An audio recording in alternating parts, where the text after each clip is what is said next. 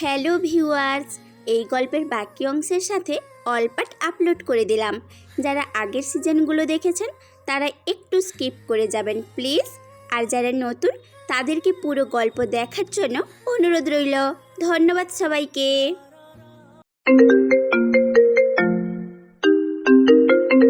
এই রাফসান শোন, তোর সাথে কিছু কথা আছে।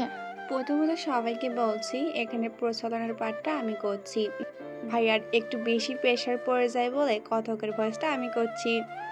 চলেন গল্পটা শুরু করা যাক। কেবলমাত্র এসএসসির শেষ পরীক্ষাটা দিয়ে বাসা দেখে যাচ্ছি, তখনই পিছন থেকে নীলা ডাক দিয়ে উপরের কথাটা বলল। তার ডাক শুনে ওখানে দাঁড়িয়ে আছে, এক পা এদিক ওদিক করেনি। সে রাফুর সামনে আসে, দীর্ঘ একটা নিঃশ্বাস নিয়ে বলল, ওই তোকে কখন থেকে ডাকছি, শুনতে পাচ্ছিস না? বয়রা নাকি তুই? আরে তুই আজ জানিস আমি যে বয়রা। এই দেখ, একদম উল্টাপাল্টা উত্তর দিবি না বলে দিলাম। আমার কিন্তু এখন কথা বলা পছন্দ না। তাতে আমি কি করব? আমি এমনি কথা বলবো। তোর সমস্যা থাকলে কথা বলতে হবে না। আচ্ছা, তোর যা খুশি তা কর, কিন্তু আমার কিছু কথা ছিল। কথাটা বলে নীলা কেমন যেন হয়ে গেল। লজ্জায় মাথা নিচু করে পা দিয়ে মাটিতে রেখা টানতে থাকে। চমকে যায় রাফু। নীলা কখনো রাফুর সামনে মাথা নিচু করে কথা বলে না। হঠাৎ তার পরিবর্তন দেখেই বলল, বাহ, নীলা নামের মেয়েটার আজ কি হয়েছে? হঠাৎ মাথা নিচু করে কথা বলতেছিস যে? আগে তো এমন কখনো করিসনি। কি হয়েছে বল? আমার না কেমন কেমন লাগছে কথাটা বলতে। দেখ, এত ঢং না করে তাড়াতাড়ি বলে ফেল। তুই তো আগে কখনো এমন করিসনি। হঠাৎ কি হলো? নীলার কণ্ঠ শুকিয়ে আছে, নিচু সুরে বলল, আমি না তোকে ভালোবেসে ফেলেছি রাফু। নীলার মুখে এমন কথা শুনে অবাক হলো। কি বলে মেয়েটা এগোলো? মাথা ঠিক আছে ওর? নিজেকে গুটিয়ে বলল, ওই, তোর মাথা ঠিক আছে তো? নাকি মানসিক ডাক্তার দেখানো লাগবে? না, আমি ঠিক আছি, শুধু জানি আমি তোকেই ভালোবাসি। বলেই নীলা রাফুকে জড়িয়ে ধরে, সাথে সাথে তার কাছ থেকে নিজেকে ছাড়িয়ে নিয়ে সজোরে গালে একটা থাপড় বসিয়ে দিল। গালে হাত দিয়ে দাঁড়িয়ে আছে নীলা, রাগী কণ্ঠে বলল, দেখ, আমি তোকে কখনো এই নজরে দেখিনি। তুই তো আমার চাচাতো বোন। তুই এমনটা ভাবলি কিভাবে? আমি তো তোকে বোন ভাবি, এখনো ভাববো, ভবিষ্যতেও ভাববো। ভেবেছিস তোর আমার বয়স কত হয়েছে মাত্র? এর মধ্যে এসব ভাবতে লজ্জা করে না তোর? আমি এসব কিচ্ছু জানি না, শুধু তোকে চাই। বলে আবার রাফুকে জড়িয়ে ধরতে চেষ্টা করেছিল, কিন্তু পারেনি। তার আগে আর একটা থাপ্পড় দিয়ে তার গালে। পুনরায় বলে, শোন, তোর কাছ থেকে এটা আশা করিনি। তুই আর আমার সামনে আসবি না। তোর সাথে আমার কথা নেই। তার মধ্যে রাফু রাব্বুর গাড়ি আসে সেখানে। সেটাতে দুজনকে উঠে বসতে হয়। বাসার দিকে যাচ্ছে আর দেখছে নীলা রাফুর দিকে তাকে, চোখ দুটো লাল করে আছে। মনে হচ্ছে এই অপমানের প্রতিশোধ সে নিবে। এই নিয়ে রাফু আর ভাবলো না। কি ভাববো? ড্রাইভার আঙ্কেলের মোবাইল নিয়ে গেমস খেলা শুরু করলো। এতক্ষণ যে কথা বলছিল সে হলো রাফসান ইসলাম শাহিদ। এবার এসএসসি পরীক্ষা দিল। পরিবারে তেমন কেউ নেই। রাফসান, আব্বু আম্মু আর একটা বোন। তাদের ছোট পরিবার, কিন্তু মানুষ অনেক। বাসার মধ্যে ঢুকেই প্রতিটা দরজার সামনে গার্ড দাঁড়ানো। বাবা এলাকার ঠনদারদের একজন, বাবা এলাকার সন্ত্রাসদের একজন, তাই নিরাপত্তা। কিন্তু কার ভালো লাগে এসব? যাই হোক, আর কিছু বলল না। কিছুক্ষণ আগে যাকে রাফু মারলো সে হলো ছোট চাচুর একমাত্র মেয়ে, বড় ফাজিল। যেটা বলবে সেটা করেই ছাড়বে। নিজের ইগোটা একটু বেশি করেই রাখে সব সময়। আর এটাই ওর সবচেয়ে বড় শত্রু, সেটাও নিজেও জানে না। বাসার সামনে এসে গাড়ি থামে, দৌড়ে নিজের রুমে গিয়ে ফ্রেশ হয়ে বাহিরে বেরিয়ে আসে। দীর্ঘ 1.5 মাস কারাগারে ছিল মনে হচ্ছে। নিঃশ্বাস বন্ধ হয়ে আছিল। এখন একটু মুক্তি পেয়েছে মনে হচ্ছে। বাসা থেকে বের হলো তখনই আম্মু পিছন থেকে ডাক দিয়ে বলল, রাফু, এই দুপুরবেলা কোথায় যাচ্ছিস? সবেমাত্র পরীক্ষা শেষ করে আসলি, একটু রেস্ট নে। এই আম্মু, বাধা দিও না তো। আমার বন্ধুরা পার্কের সামনে দাঁড়িয়ে আছে আমার জন্য। আচ্ছা, যাচ্ছিস যখন তখন এইদিকে একটু আয়। রাফসান আম্মুর কাছে যেতেই আম্মু রাফসানকে ভাত বেড়ে দিয়ে দুমুঠো খাইয়ে দেয়। হয়েছে আম্মু, আর খাবো না। আচ্ছা, গাড়ি নিয়ে যা। দেখো আম্মু, একবার বলছি না, এই আব্বুর লোকজন, গাড়ি এসব একদম পছন্দ না আমার। তুমি শুধু শুধু মেজাজ গরম করে দিচ্ছ। বলে বেরিয়ে আসে পার্কের উদ্দেশ্যে। একটা রিক্সা করে পার্কের সামনে নামতেই রাফুর বন্ধুগুলো চলে আসলো। কি রে রাফু, রিক্সা আসলি যে, গাড়ি নিয়ে আসলি না? তোদেরও তো গাড়ি আছে, তোরা নিয়ে আসলি না কেন? না মানে, হয়েছে, মানে করতে হবে না। একটা ফোন দে তো, একটা সেলফি তুলে নেই আগে। কি রে তোর ফোন কোথায়? আমার ফোন নেই। আমার ফোন সেই পরীক্ষার আগে বন্ধ করেছি, একটু আগেই অন করে চার্জে রেখে আসছি। ওহ ভালো, এনে। তখন ওদের সাথে আড্ডা দিয়ে খাবার খেয়ে সারাদিন ঘোরাঘুরি করে ঠিক সন্ধ্যার আগে বাসায় চলে আসলো। এটা একটা বদ অভ্যাস যে সন্ধ্যা নামার আগে বাসায় ঢুকতে হয়।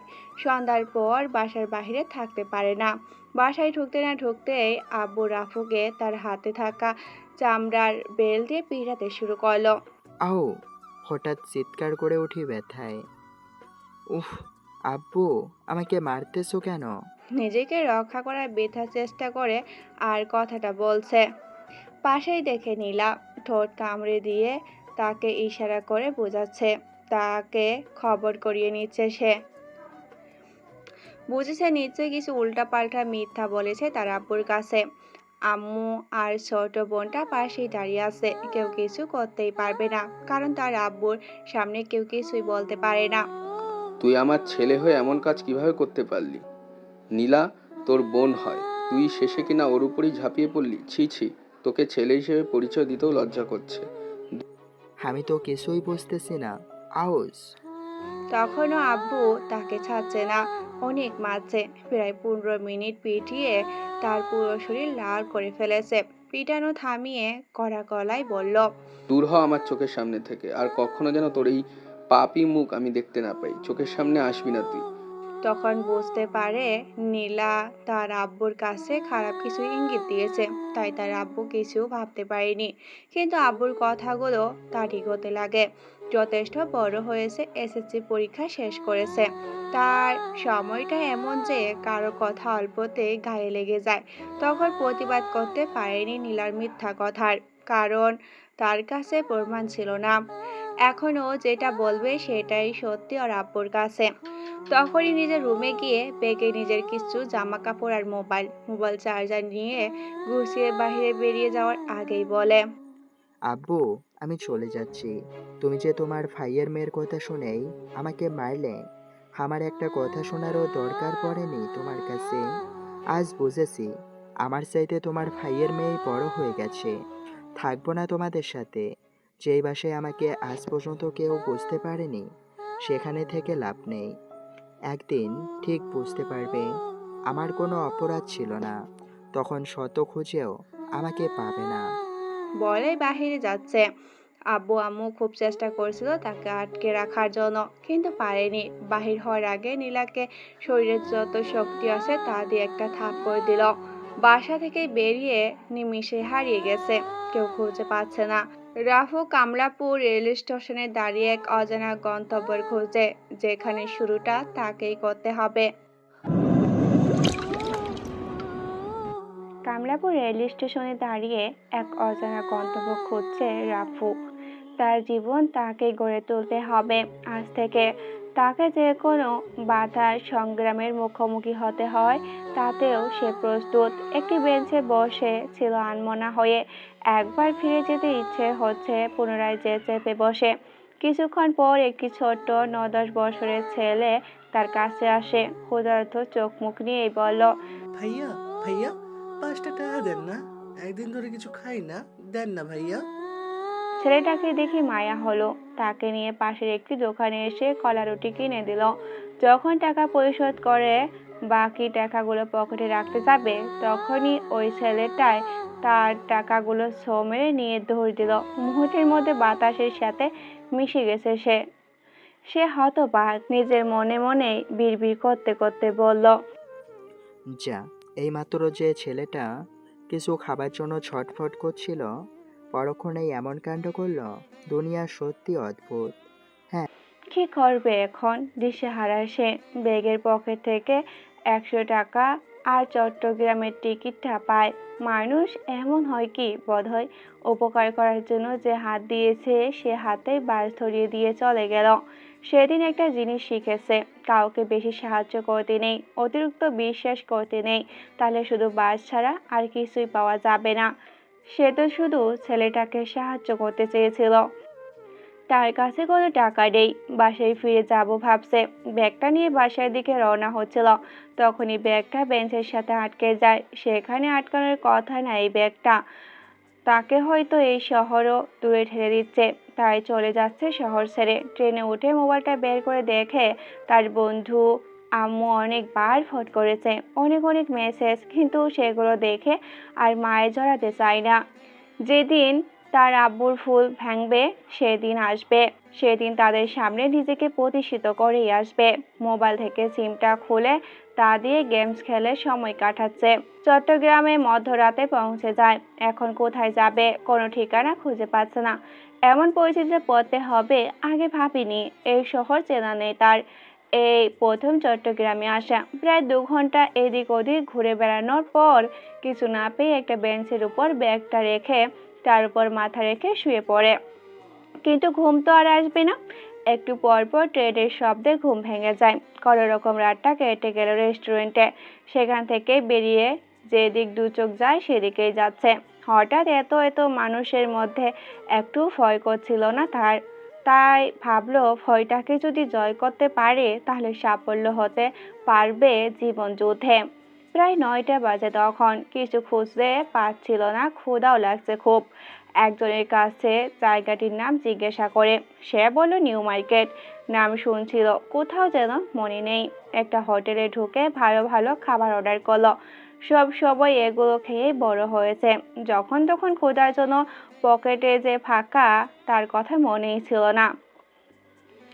খাওয়া দাওয়া শেষ করে বিল দিতে যাবে তখনই মনে পড়ে পকেট তো ফাঁকা, 100 টাকা আছে মাত্র, আর বিল হয়েছে 250 টাকা। চেহারায় একটা আলাদা টেনশন চলে আসে, কান্না কান্না ভাব ছিল চোখে।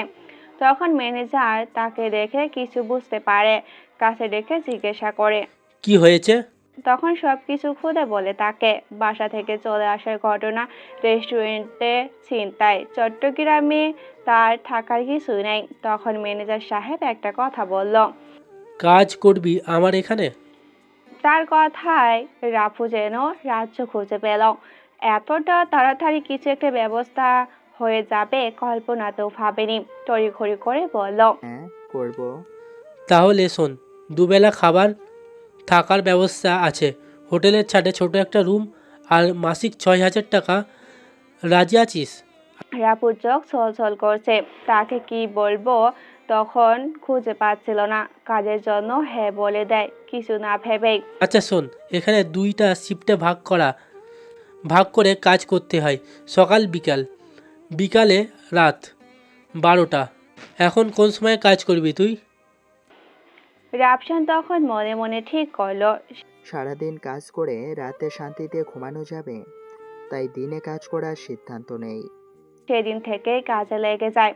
প্রায় 15 দিন চলে যায়। তার মধ্যে রাফসানের নজরটা সামনে থাকা একটি কোচিং সেন্টারের একটি মেয়ের দিকে যায়। খুব ভালো লাগতে শুরু করে তখন। মাঝে মধ্যে হোটেলেও আসতো। তাকে দেখলে কিছু বলতে পারতো না, হয়তো মনের টান, নয়তো কিসের জন্য বুঝে উঠতে পারছে না। কিন্তু তার দিক থেকে মনটা সরিয়ে নেয়। কঠিন হয় এখন, এটা ভাবলে চলবে না। 2 মাস পরে রেজাল্ট দিবে। এখন হয়তো 2 মাস নেই, 1.5 মাস আছে। তারপরে একটা ব্যবস্থা তো করতেই হবে। রাফসান সেই অবস্থাতেই থাকে না কেন, তার লেখাপড়া ঠিক রাখতেই হবে।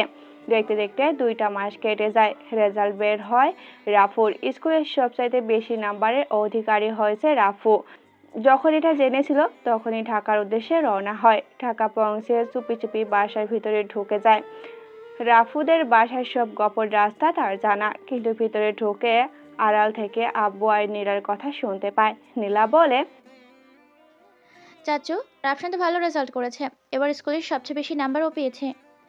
সেদিনের কথা মনে নেই তোর? এমন নির্লজ্জ ছেলের নামও নিতে চাই না আমি, যে তার বাবার নাম মান সম্মানের কথা একটু চিন্তা করতে পারে না। সে কিসের ছেলে? পাশেই ছিল তার মা। বাবার কথা পড়ে সে বলল, এই তুমি এসব কি বলো?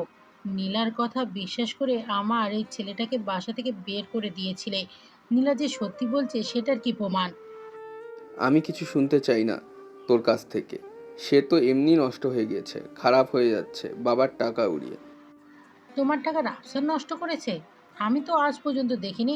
কখনো বাইরে গেলে তোমার গাড়িটুকুও নেয়নি। সে তোমার টাকা নষ্ট করে? সপ্তাহে মাত্র 500 টাকা, তাও কাজে লাগলে। শোনো, বাহানা দিবা না। তোমার ইগোতে লাগছে। সেদিন নীলার কথা শুনে মান সম্মানের ভয়ে রাফসানকে বাসা থেকে বের করে দিয়েছো। দেখবে একদিন তুমিই বলবে তুমি ওকে কত বড় শাস্তি দিয়েছো। রাফু আর তাদের কথা শুনতে পারে না। তার ভিতরে না ঢুকে চলে আসে বাহিরে, চোখের পানি মুছে ফেলে। তারপর স্কুলে গিয়ে কিছু দরকারি কাগজ তুলে পার্কের পাশে এসে বসে। নীলার সাথে তার কিছু বোঝাপড়া আছে, তাই রাফসান জানে নীলা কেমন মেয়ে। নিজেকে গোপন রেখে নীলাকে ফোন করে, তার নিজস্ব কিছু সিক্রেট বলে, এখানে আসতে বলে তাকে। সে রাফসানকে অপেক্ষা করতে বলল 15 মিনিট। করছে অপেক্ষা, সে আসুক। আড়াল থেকে দেখছে সে আসছে, তার সামনে এসে দাঁড়ায়। অবাক সে, তার কাছে এসে গাল দুটোকে লাল করে দেয় থাপ্পড় দিয়ে। কান্না করে দেয় সে, চিৎকার করে বলে, তোর একটা মিথ্যা কথার জন্য আজ আমি পরিবারের থেকে দূরে। যেদিন তুই তোর ভুল স্বীকার করবি, সেদিন না আসা পর্যন্ত আমি আসবো না তোদের সামনে। বলে চলে আসে। তার সাথে আর বেশি কথা বলার ইচ্ছা নেই। নিজস্ব কিছু বন্ধুকে তার পরিবারের সব খোঁজ খবর নিতে বলে। মাঝে মাঝে খোঁজ নেয় সে। তাদের বুঝিয়েছে যে রাফসান খোঁজ নিচ্ছে, তা যেন তাদের পরিবারের কেউ না জানে। তারাও সুযোগ ইঙ্গিত দেয়। ওদের সাথে কথা বলে চলে আসে চট্টগ্রাম। রাফসান কোথায় আছে কেউ জানে না, তার বন্ধুরাও না। সেদিন হোটেলে এসে ম্যানেজার থেকে 2 মাসের সব টাকা নিয়ে নেয়। ভাবছিল নেওয়া লাগবে না, তার বাসায় তো চলে যাচ্ছে। পরের দিন সে কোচিং এর মেয়েটাকে দেখে কিরাস। এবার নতুন করে তাকে যেতে দেখে ততটাই মুগ্ধ হয়, চোখ সরে না সেদিক থেকে। কিন্তু কাজ রেখে দেখতেও পারে না তাকে। আজ ভাবলো তাকে দেখবে, কাজ থেকে ছুটি নিয়ে নেয়, কোচিং ছুটি। মেয়েটার পিছু নিল। মেয়েটি রাফসানকে চিনতে পারবে না বোধ হয়। হোটেলে কাজ করার সময় তাদের নাক মুখে মাস্ক পরা থাকে, তাই কখনো রাফসানকে সম্পূর্ণ দেখতে পারেনি সে। আজ তার পিছু পিছু বাসা পর্যন্ত আসে। মেয়েটি হয়তো তার থেকে ছোট হবে, যা দেখে মনে হচ্ছে। সেদিনের মতো তার পিছু ছেড়ে দিয়ে চলে আসে হোটেলে। একটি ভালো কলেজে এডমিশন নিতে হবে, তার জন্য প্রস্তুতি নিচ্ছে। সারাদিন কাজ করে রাতে একটু আধারে পড়ালেখা করলো। আমার সব এদিকে পড়ালেখা, অন্যদিকে কিছুদিন পর একটা নির্দিষ্ট কলেজে এডমিশন ফর্ম পূরণ করে। এখন শুধু অপেক্ষা। শুনছি এখানকার কলেজে লেখাপড়ার মান ভালো, সরকারি কলেজ। আমার বর্তমান সাধ্যের মধ্যেই থাকবে। কেটে যায় কয়টা দিন, মাঝখানে শুধু এডমিশন রেজাল্টের অপেক্ষায় ছিলাম। কাজ আর রাতে আকাশ দেখা চোখে স্বপ্নে বোনা। হঠাৎ একদিন কাঙ্ক্ষিত রেজাল্টটি আসে, খুশিতে আত্মহারা সে। তড়িঘড়ি করে ভর্তি হয়ে আসে কলেজ থেকে। যতটা ঝামেলা হবে ভেবেছিল তা হয়নি। তার জীবনের নতুন অধ্যায়। ম্যানেজার বললেন, তুই যখন কলেজে ভর্তি হয়েছিস, এখন থেকে সন্ধ্যা শিফটে কাজ করিস কেমন? সেও রাজি হয়। সারাদিন কলেজ থেকে ফিরে বিকালে কাজ করলে মন্দ হবে না। সময় বিশ্রাম দুটাই এখন থেকে হিসাব করে করতে হবে। জীবনের প্রথম কলেজ লাইফের প্রথম ক্লাস কালকে। খুব আনন্দ লাগছিল তখন, আবার নার্ভাস ফিলও করতেছিল। কলেজে কি না কি হয় সেটা নিয়ে টেনশনে সবকিছু মাথা থেকে ঝরে ফেলে দিয়ে, যা হওয়ার কালকে হবে, তখন দেখা যাবে। ঘড়িতে 12টা বাজে। কাজ শেষ করে তাড়াতাড়ি ঘুমাতে যায়। খুব সকালে হোটেলের ম্যানেজার নিজে তাকে ডেকে তোলে। মানুষটা খুবই ভালো, কখনো কোনো ভুল কাজ করলেও নিজ হাতে তাকে শিখিয়ে দিত। কেন দিত তা অজানা তার। ঘুম থেকে উঠতে দেখে ম্যানেজার সাহেব হোটেলে চলে যায়। সে সব কিছু গুছিয়ে নিয়েছে। গোসল করে ভালো কিছু জামা কাপড় ছিল, সেগুলো পরিধান করে কলেজে যাওয়ার জন্য অপেক্ষা করছে 1.5 ঘন্টা আগে থেকে। নিচে নেমে হোটেল থেকে হালকা কিছু নাস্তা করে রওনা হয় কলেজের উদ্দেশ্যে। তার জীবন শুরু এখান থেকে। কলেজের দিকে যেতেই এগোচ্ছে ততই তার হার্টবিট বেড়ে চলছে।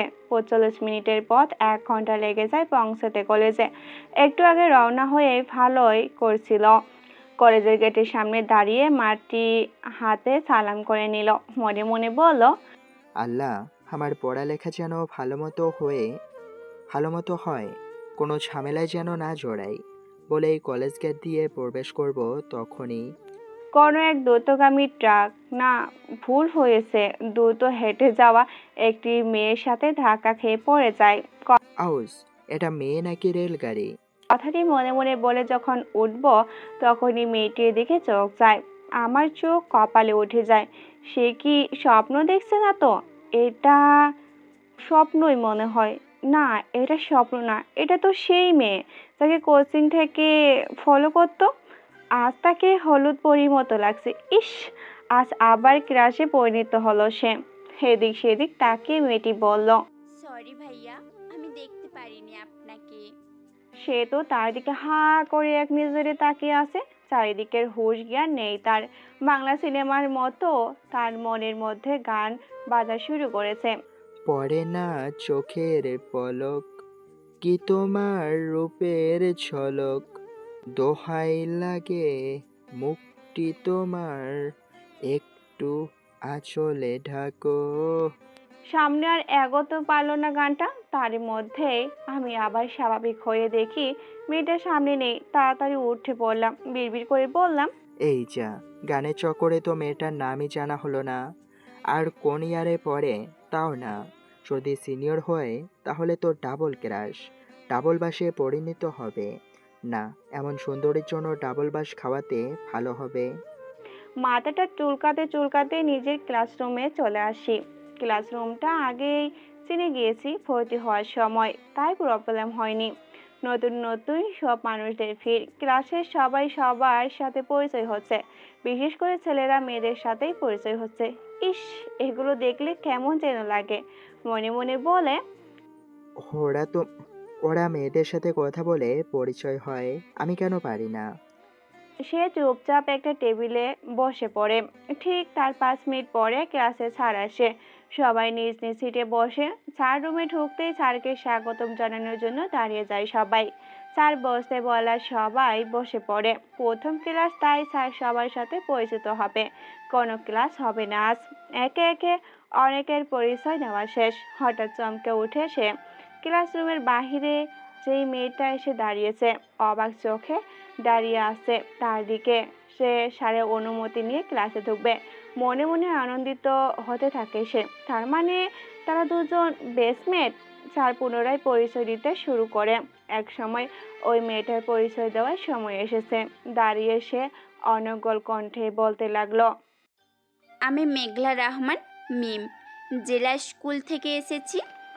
তখনই বুঝতে পারে যে স্থায়ী মেয়ে। কিছুক্ষণ পরে তার পরিচয়ের পালা।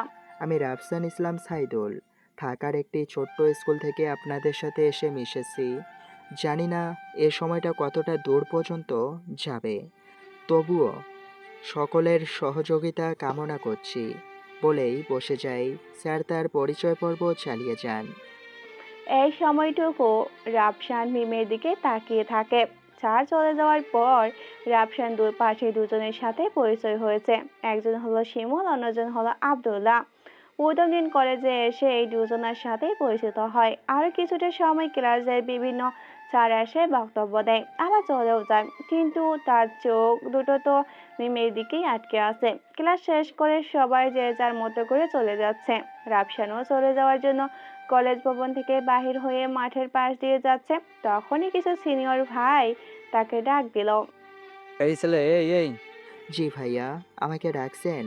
হ্যাঁ, তোকেই ডাকছি, এদিকে আয়। জি ভাইয়া, বলেন। একজন রাগী কণ্ঠে বলল, এই ছেলে, বড়দের দেখলে সম্মান করতে হয় জানিস না? সালাম দে। আসসালামু আলাইকুম ভাই, ভালো আছেন? ওয়ালাইকুম সালাম।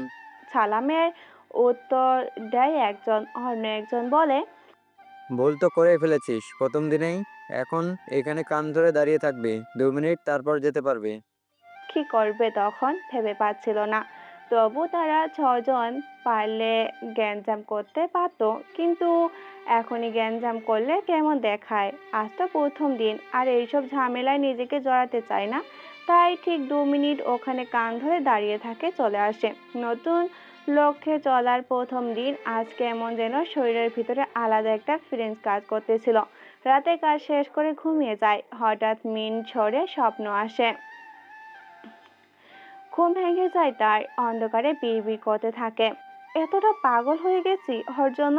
নিজেকে প্রশ্ন করে মনটা ছটফট করতে থাকে। কখন সকাল হবে, কখন কলেজে যাবে, কখন মিমকে দেখবে, এগুলো ভাবতে ভাবতে কখন যে ঘুমিয়ে যায় টেরে পায়নি। সকালে ঘুম থেকে উঠেই ফ্রেশ হয়ে হোটেল থেকে নাস্তা করে সময় মতো রওনা হয় কলেজের জন্য।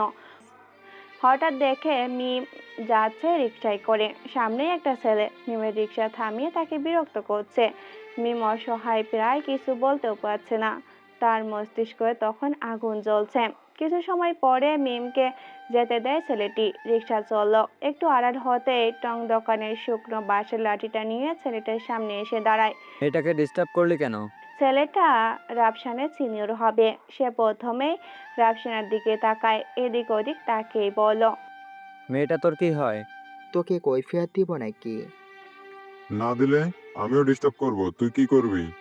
ছেলেটার কথা শেষ না হতে হাতের লাঠি দিয়ে মাথায় আঘাত, ফেটে যায় মাথা, রক্ত ঝরে।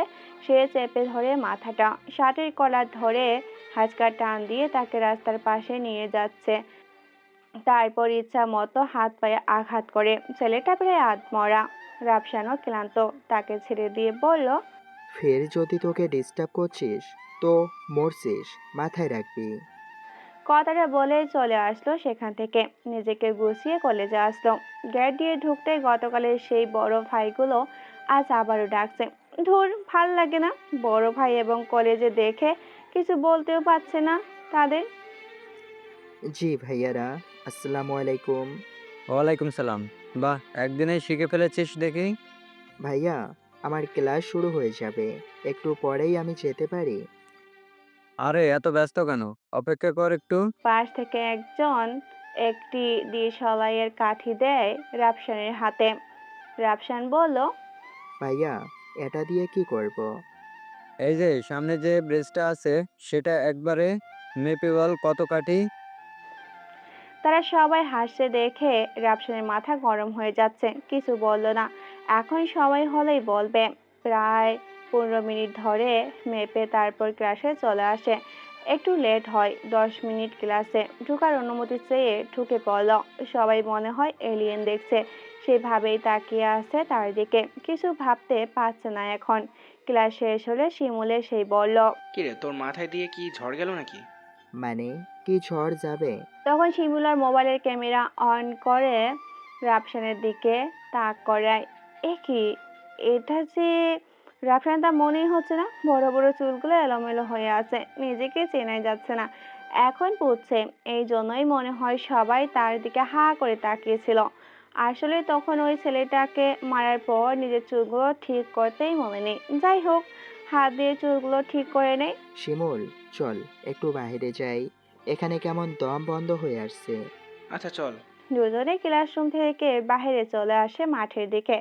এক কোণে মিম বসে আছে, তাকে দেখে শিমুলকে বলল, শিমুল, তুই মাঠের ওই কোণে বস, আমি একটু আসতেছি। বলেই চলে আসলো। মিম আনমনে আকাশের দিকে তাকিয়ে আছে।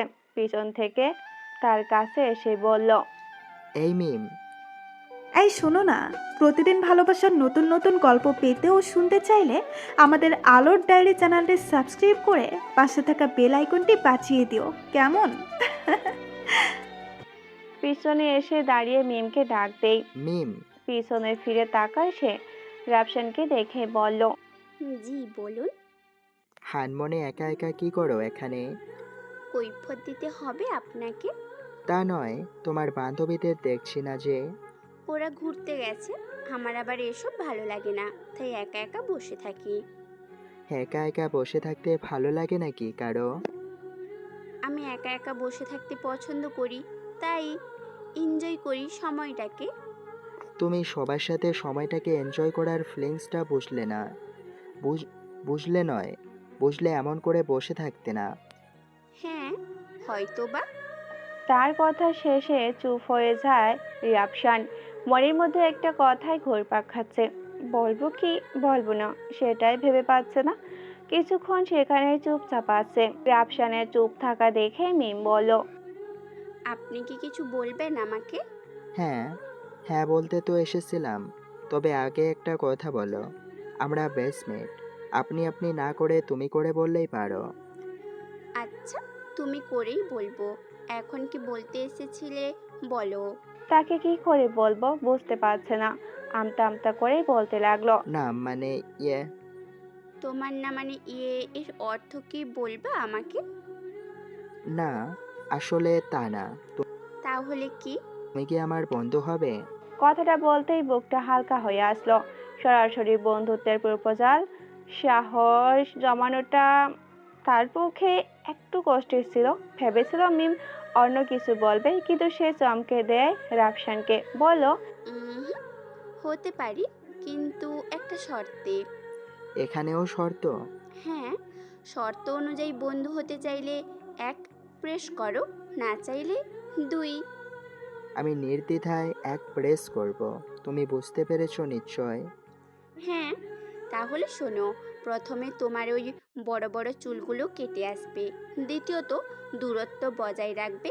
আর হ্যাঁ, মোটেও অ্যাডভান্টেজ নেওয়ার কথা মাথায়ও আনবে না। বাকিগুলো পরে বলবো। মানে এই তোমার একটা শর্ত? এটা রীতিমতো বাটপাড়ি হলো না? জি না, তুমি শর্তে রাজি না থাকলে আসতে পারো। এমনিতেও তুমি পাগল, আর একটা পাগলের সাথে কোনো মেয়েই বন্ধুত্ব করবে না, তাই না? কি আমি পাগল?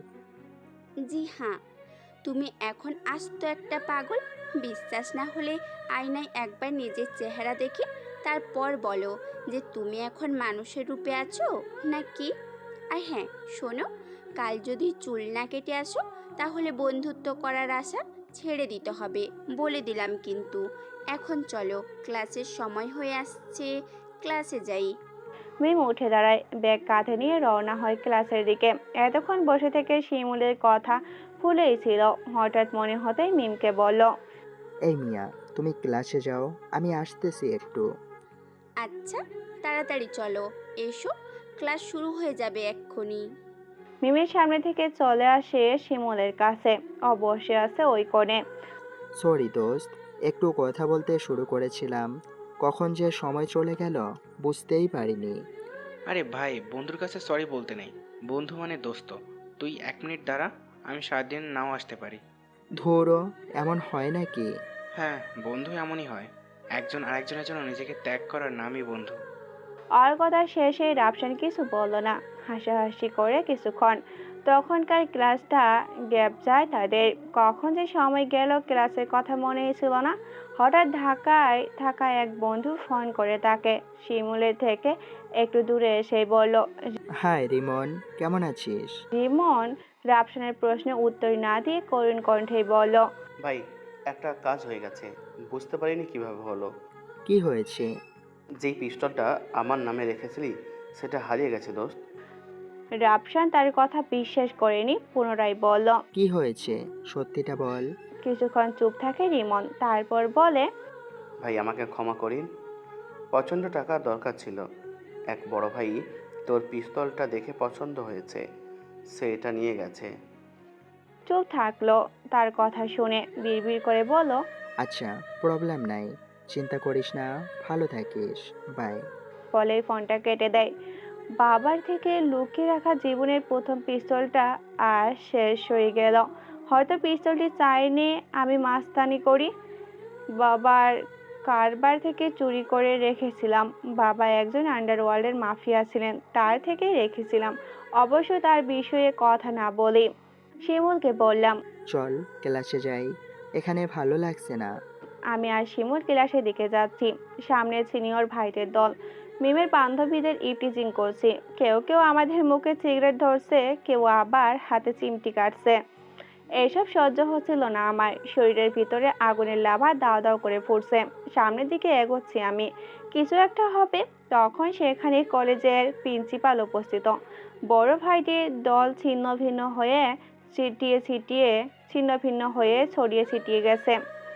আমার আর কিছু করা হলো না আজকে। শুধু শুধু ঝামেলায় জড়িয়ে লাভ নেই। সেদিন আর ক্লাস করা হয়নি। ওখান থেকে পিছু ফিরলাম বাসার দিকে। হোটেলে ফেরার আগে চুলগুলো ছোট করে নেই। হোটেলে আসতেই সবাই হা হা করে তাকিয়ে আছে তার দিকে। কেউ কেউ মজা করছিল তাকে দেখে। এর কারণ অবশ্য অনেকেই আগে চুল কাটতে বলেছিল, কাটেনি। হঠাৎ পরিবর্তনে তাদের কিছু বলবার নেই। আমার এটাই জীবন। সবার মাঝে থেকে নিজেকে লুকিয়ে বাঁচাতে চাইছি এখন। হয়তো এর থেকে 1000 গুণ বেশি ভালো থাকতে পারতাম পরিবারের সাথে, কিন্তু সেখানে যে একটা দেয়াল তৈরি হয়েছে এই নীলার জন্য। বাবা আমাকে খারাপ ছেলে ভাবে এখন। আসলে আমার তো দোষই ছিল না। নীলাকে একদিন এর ফল ভোগ করতেই হবে। কথাগুলো ভাবছি, ভাবতে ভাবতে কখন যে চোখের কোণে পানি জমলো বুঝতেই পারিনি। মুছে নিলাম সেগুলো। পুনরায় কাজ করা শুরু করি। বিকেল 5টা থেকে রাত 12টা পর্যন্ত কাজ করতে হয় এখন। এটা অভ্যাস হয়ে গেছে। এতই আনন্দ খুঁজে পাই আমি। নিজের ইনকাম করা টাকা দিয়ে নিজেকে সাফল্যের দিকে নিয়ে যাব, এটা গৌরবের কথা নিজের কাছে। কাজ শেষে ক্লান্ত ভরা শরীর নিয়ে বিছনায় শুতেই ঘুম জড়িয়ে যায় চোখে। সকাল হওয়ার পরে আমার একটাই রুটিন, ফ্রেশ হয়ে হোটেল থেকে নাস্তা করে হেঁটে হেঁটে কলেজে যাওয়া। আজকেও তাই করলাম। কলেজের গেট দিয়ে ঢুকতেই মিম আমার সামনে লাফিয়ে অদ্ভুত শব্দ করলো। হঠাৎ তার পাগলামো দেখে একটু সরে আসতে একটু শব্দ করলো। ও মা, ভূত ভূত ভূত! আমার ভয় পাওয়া দেখে সে হেসে ফেললো। অদ্ভুত তার হাসি। আমি ক্রমশ তার প্রতি দুর্বল হচ্ছি ভিতর থেকে। সে বুঝতেও পারে না।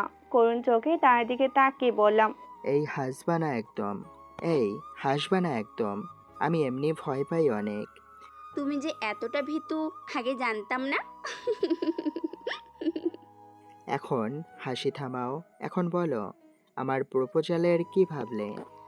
বন্ধুত্বের বিষয়টা গতকালই সেট হয়ে গেছে, যখন তুমি নির্দ্বিধায় ওয়ান চেপেছিলে। তার জন্য কি আজ এমন ফাজলামো করলে? একটু হলেই তো মরে যেতাম ভয় পেয়ে। হইছে, এইটুকুতে কেউ মারা যায় না, বুঝলে? বাঁদর কোথাকার। একটা বিষয় কি জানো? কি? তুমি হলে আমার জীবনে প্রথম কোনো ছেলে বন্ধু।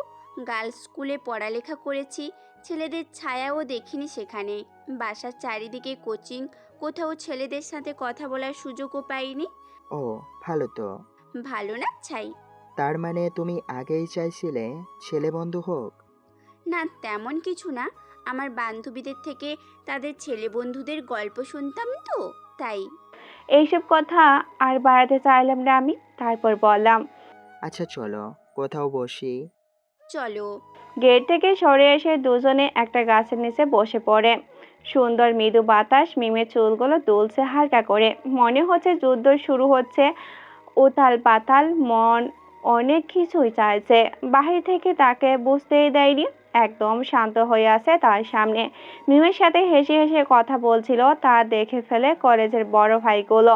আর চোখে মিমেও তাদের দেখেছে। এইদিকেই আসছে তারা। অপরদিকে গেটের সামনে থেকে সেদিনকার সেই ছেলেটাও আসছে তার বন্ধুদের নিয়ে। ছেলেটার হাত কপালে ব্যান্ডেজ।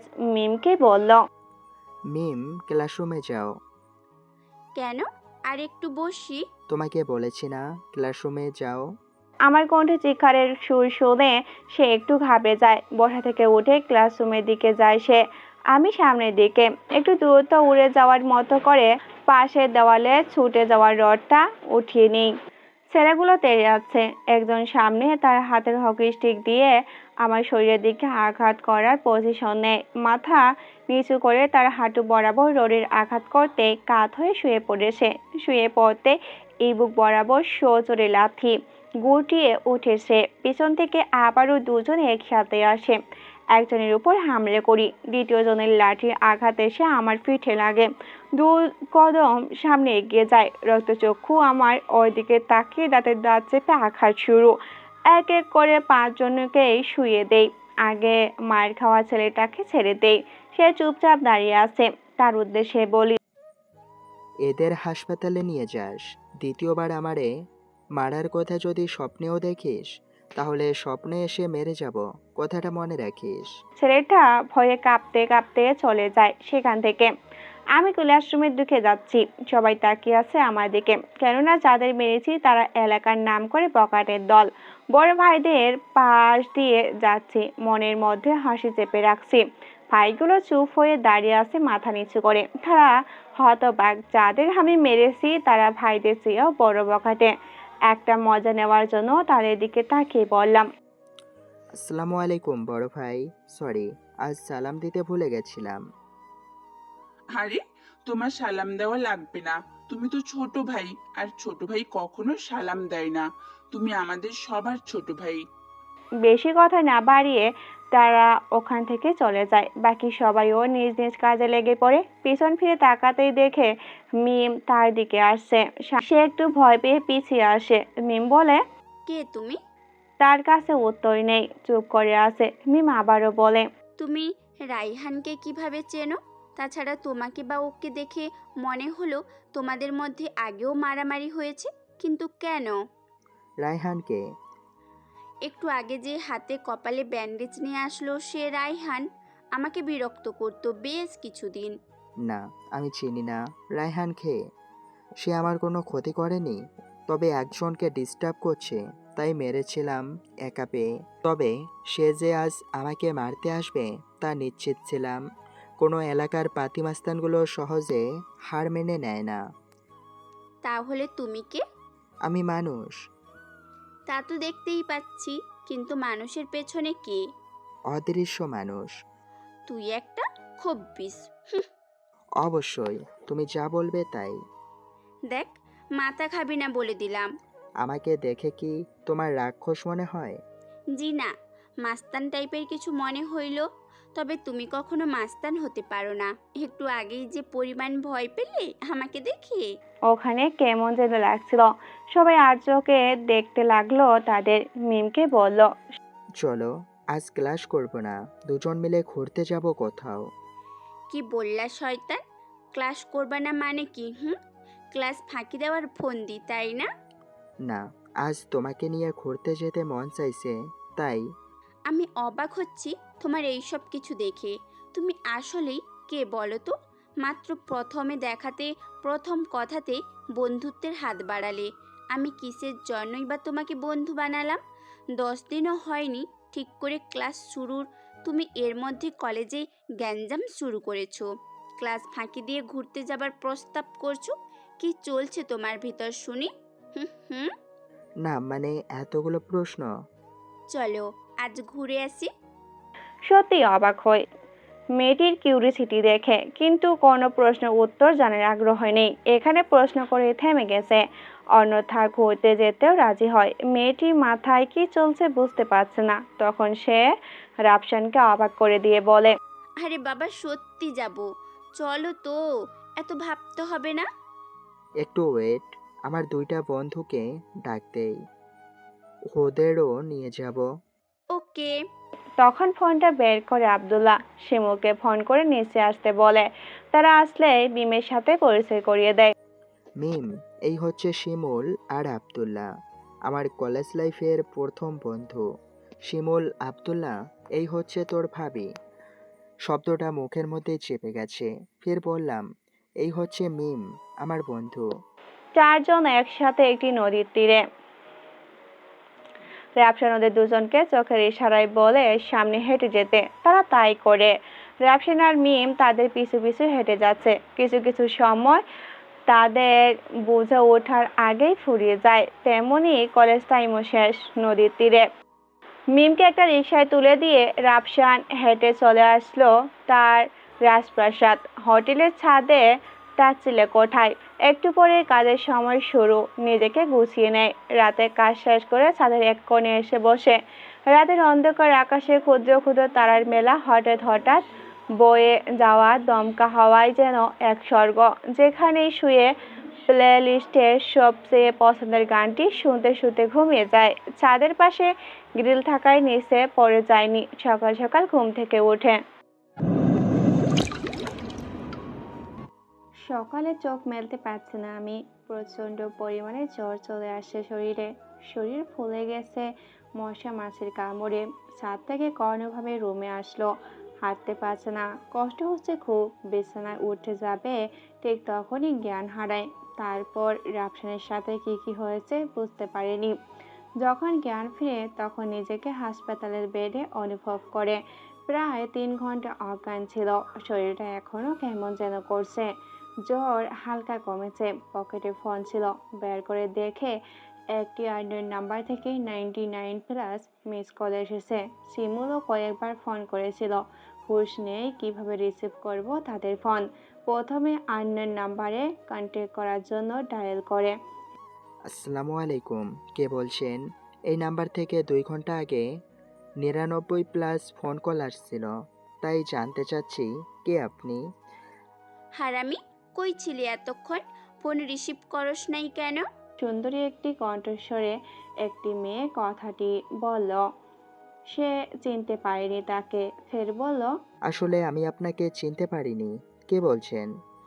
তুই আমাকে চিনিস না? সরি, আপনাকে চিনতে পারলাম না।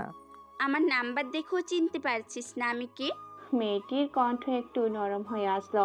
কেমন যেন সুর বদলে গেছে। তারপর বলল, আমি যদি চিনতেই পারতাম তাহলে কি এমন করে বলতাম নাকি? আমার কণ্ঠ শুনেও চিনতে পারছিস না আমাকে? এখন কেমন যেন লাগছিল তার কথা শুনে। কে হতে পারে এমন যে রাফসানের ফোন দিয়ে এমন কথা বলছে? হয়তো রং নাম্বার হবে। অন্য কেউ ভাবছে হয়তো রাফসানকে। আমি সত্যি বলছি, কিছুতেই চিনতে পারছি না আপনাকে। কিছুতেই চিনতে পারতেছি না আপনাকে। আপনি মনে হয় রং নাম্বারে ডায়াল করছেন। আমার জীবনে আজ পর্যন্ত কোনো মেয়ের সাথে আমার ফোন নাম্বার শেয়ার করিনি, কেউ ফোনও করেনি। মেয়েটা চিৎকার করে উঠল। রাফসান, তুই আমার কণ্ঠ চিনতে পারিস নাই, আমার নাম্বারটাও সেভ করিস নাই। তুই না আসলেই একটা হারামি কুত্তা। তুই সামনে আসিস পারলে, তখন দেখবি। হবাক তুই, আমি, এ তো মিম। মিম তুমি? কি বলবো? রাফসানের মুখ থেকে কথাই বের হচ্ছে না। মিম রাফসানকে ফোন দিল ভাবতেই পারছে না। মিমের থেকে ওর নাম্বারটা নেওয়া হয়নি তার। ফোনে সবার কণ্ঠে কেমন যেন গুলিয়ে ফেলার মতো। সরি, একদম মাথায় ছিল না তুমি যে আমাকে ফোন দিবে, কখনো ভাবিনি। সরি মিম। হইছে, আর সরি বলতে হবে না। কলেজে আয়। আচ্ছা আসতেছি। বলে হসপিটালের বেড দিয়ে নামতে যাবে, শরীরে শক্তি পাচ্ছে না। তখনই তার খেয়ালে আসে যে সে তো অসুস্থ। পুনরায় মিমকে ফোন করে বলল, হ্যালো মিম, হ্যাঁ বলো। আমি না কলেজে আসতে পারবো না আজ। কি হয়েছে তোমার? মাত্রই তো বললে আসতেছি, এক্ষুনি বলো আসতে পারবা না কেন? না কিছু হয়নি, তো আসতে পারবো না, একটু কাজ আছে। দেখো, বলো কি হয়েছে তোমার। আমার কাছে মিথ্যে বললে খবর আছে কিন্তু। আসলে আমি এখন হাসপাতালের বেডে শুয়ে আছি, সামান্য জ্বর হয়েছে। মানে কি বলো? কোন হাসপাতাল? তাড়াতাড়ি বলো। হাসপাতালের নামটা বলে ফোনটা কেটে দেয়। রাফসানও আর ফোন দিল না, শুয়েছিল। 30 মিনিট পরে মিম হাসপাতালে উপস্থিত। এসে কিছু বলল না, কিছুক্ষণ রাফসানের পাশেই বসেছিল। তুমি না সত্যি একটা গাধা। আমি আবার কি করলাম? আচ্ছা নিজের খেয়াল রাখতে পারো না, এমন জ্বর বাঁধিয়ে রাখছো। শোনো, নিজের একটু খেয়াল রাখো। আর শোনো, আমার বাসায় চলে যেতে হবে, আম্মু কিন্তু চিন্তা করবে। আচ্ছা সাবধানে যেও। মিম চলে যাচ্ছে। রাফসান প্রায় অর্ধেক সুস্থ হয়ে গেছে তাকে দেখে। বিকেলে পুরো সুস্থ লাগছিল, তাই চলে আসে তার ছোট্ট ছিল কোঠায়। একেবারে ছোট্ট একটা রুম। কোনোভাবে কষ্ট করে চলে যায় তার। হোটেলের ম্যানেজার তাকে 2 দিন রেস্ট নিতে বলল। রাফসানের রুমের মধ্যে একটা এক ঘুমের সকাল। তারপর মন চাইলো কলেজে যেতে, তাই শিমুলকে ফোন দিয়ে কলেজে আসতে বলে। তারপর সেও চলে যায়। কলেজের গেট দিয়ে ভিতরে যেতেই শিমুল, মামা চলে আসছো? তোর কি মনে হয় আমি এখনো ঘুমিয়ে আছি? তুই এমন কথা বলিস কেন? আরে বাদ দে, একটা মেয়ে পছন্দ হয়েছে রে। কি বলিস শিমুল্লা? আরে ভাই চেতস কে? মেয়েটাকে সত্যি পছন্দ হয়েছে, আমাদের সাথেই পড়ে। হালা লুচ্চা, এই নিয়ে 17টা মেয়ে পছন্দ হয়েছে তোর মাত্র 4 দিনে। ভাই এটা ফিক্সড। দেখা যাবে ফিক্সড নাকি। নামটা কি বল আগে? সীমা। নামটা বলে শিমুলের মুখ লজ্জায় লাল হয়ে আসছে। রাফসানের হাসি পাচ্ছে খুব। ভাই শেষ পর্যন্ত সীমা? মনে আছে কলেজের প্রথম দিন সীমা একটি ছেলেকে যে মার দিছিল, তা তো দেখছিস। তারপরেও এরকম একটা বদমেজাজি রাগী মেয়ের প্রেমে হাবুডুবু খাচ্ছিস। কি বলিস ভাই? প্রেম কি ক্যারেক্টার দেখে আসে নাকি এমনি এমনি চলে আসে? হ্যাঁ বুঝেছি। আচ্ছা চল, ক্লাসের সময় হয়ে আসছে বলেই উঠি দুজন। ওই রাফসান, তোর না অসুখ, তুই কলেজে আসছিস কেন? দাঁড়া, আজ তোর একদিন কি আমার কতদিন। পিছন থেকে কেউ একজন কথাটা বলে। পিছনে ফিরতে দেখে মিম রাগী চোখ নিয়ে রাফসানের দিকে আসছে। তাকে দেখেই রাফসান ওখানে কান ধরে দাঁড়িয়ে পড়েছে, জানে না হলে সে পুরো ক্যাম্পাসে দৌড় করাবে তাকে। রাফসান কানে ধরে দেখে মিম রাগী মুখে হাসি ছড়াছড়ি। ওই, তোমাকে কানে ধরতে কে বলেছে শুনি?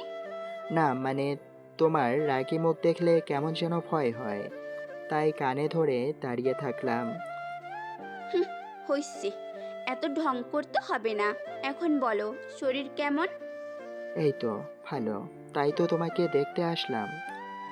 আমাকে মানে? না, তোমাদের সাথে আড্ডা দিতে। মুখ ফসকে মনের কথা বেরিয়ে আসে। রাফসান চায় না মিম এত তাড়াতাড়ি তার মনের কথা জানুক। ও ভালো তো। আচ্ছা চলো, ক্লাসের সময় হয়ে গেছে। ক্লাসের মধ্যে বসে ছোট্ট এক টুকরো কাগজে লিখলো, আমি তোমাকে ভালোবাসি, তোমাকে গুলুমুলু করে প্রেম করব, তুমি আমাকে ভালোবাসবা। এইটুকু লিখে হাসছে, মনে মনে অনেক হাসি হাসছে। মিমকে লক্ষ্য করে কাগজটা ছুঁড়ে মারে, কিন্তু কপাল খারাপ হলে কি আর করার। মিমের উদ্দেশ্য করে ছুঁড়ে মারা কাগজটা পড়ে সীমার কাছে। খাইছে আমারই। এখন যদি সীমা জানতে পারে আমি এই কাগজ করছি, তাহলে আমার 12টা বাজবে। পাশে শিমুল বসা ছিল, তাই সীমা কিছু জিজ্ঞাসা করলে শিমুলকে দেখিয়ে দিব। সীমা কাগজটা পরে মেঘের গর্জন তুলে চিৎকার করে বলো, ওই কোন হারামি আমার গায়ে কাগজ মারলো কে? তাতে আবার কি লিখছিস? তাড়াতাড়ি স্বীকার করে নে, নয়তো সবাইকে দেখিয়ে নিব। ভাগ্যে ছাড় ক্লাসে ছিল না, না হলে আজ কিছু তো হয়েই যেত। আমি তখন হাত দিয়ে শিমুলকে দেখিয়ে দেই। এ মা, শিমুলকে দেখাতে দেরি হয়েছে, কিন্তু শিমুলের কাছে এসে ওর শার্টের কলার ধরে একটু রুমের বাইরে নিয়ে কি করলো বলতে পারি না। 1 মিনিট পর সীমা ভিতরে এসে হাত ঝেড়ে বসছে। আমরা বাহিরে হয়ে দেখি শিমুল বারান্দায় শুয়ে আছে। মনে হয় 1 মিনিটে ডোজটা একটু বেশি দিয়ে ফেলছে। আমি তাড়াতাড়ি গিয়ে শিমুলকে তুলি। ভাই বেশি ব্যথা পাইছিস? ডাক্তার দেখানো লাগবে। ভাই কোথায় কোথায় মারছে বল না। এই কোন হালায় এমন কাজ করছে আগে বল। আরে ভাই চেতিস কেন? একটু শান্ত হয়ে ধীরে ধীরে সব ঠিক হয়ে যাবে। না, আমার জানা দরকার ওই হারামিটা কে যে আমার এত বড়। শিবিরের কথা শেষ না হতেই পাশ থেকে আব্দুল্লাহ রাফসানকে দেখিয়ে দিল যে কাজটা রাফসানই করেছে। রাফসান ওখান থেকে দৌড় দিবে, তখনই শিমুল তাকে জড়িয়ে ধরে। ভাই একটা ভালো কাজ করছিস এতদিনে। ভাই সীমা তো রাজি।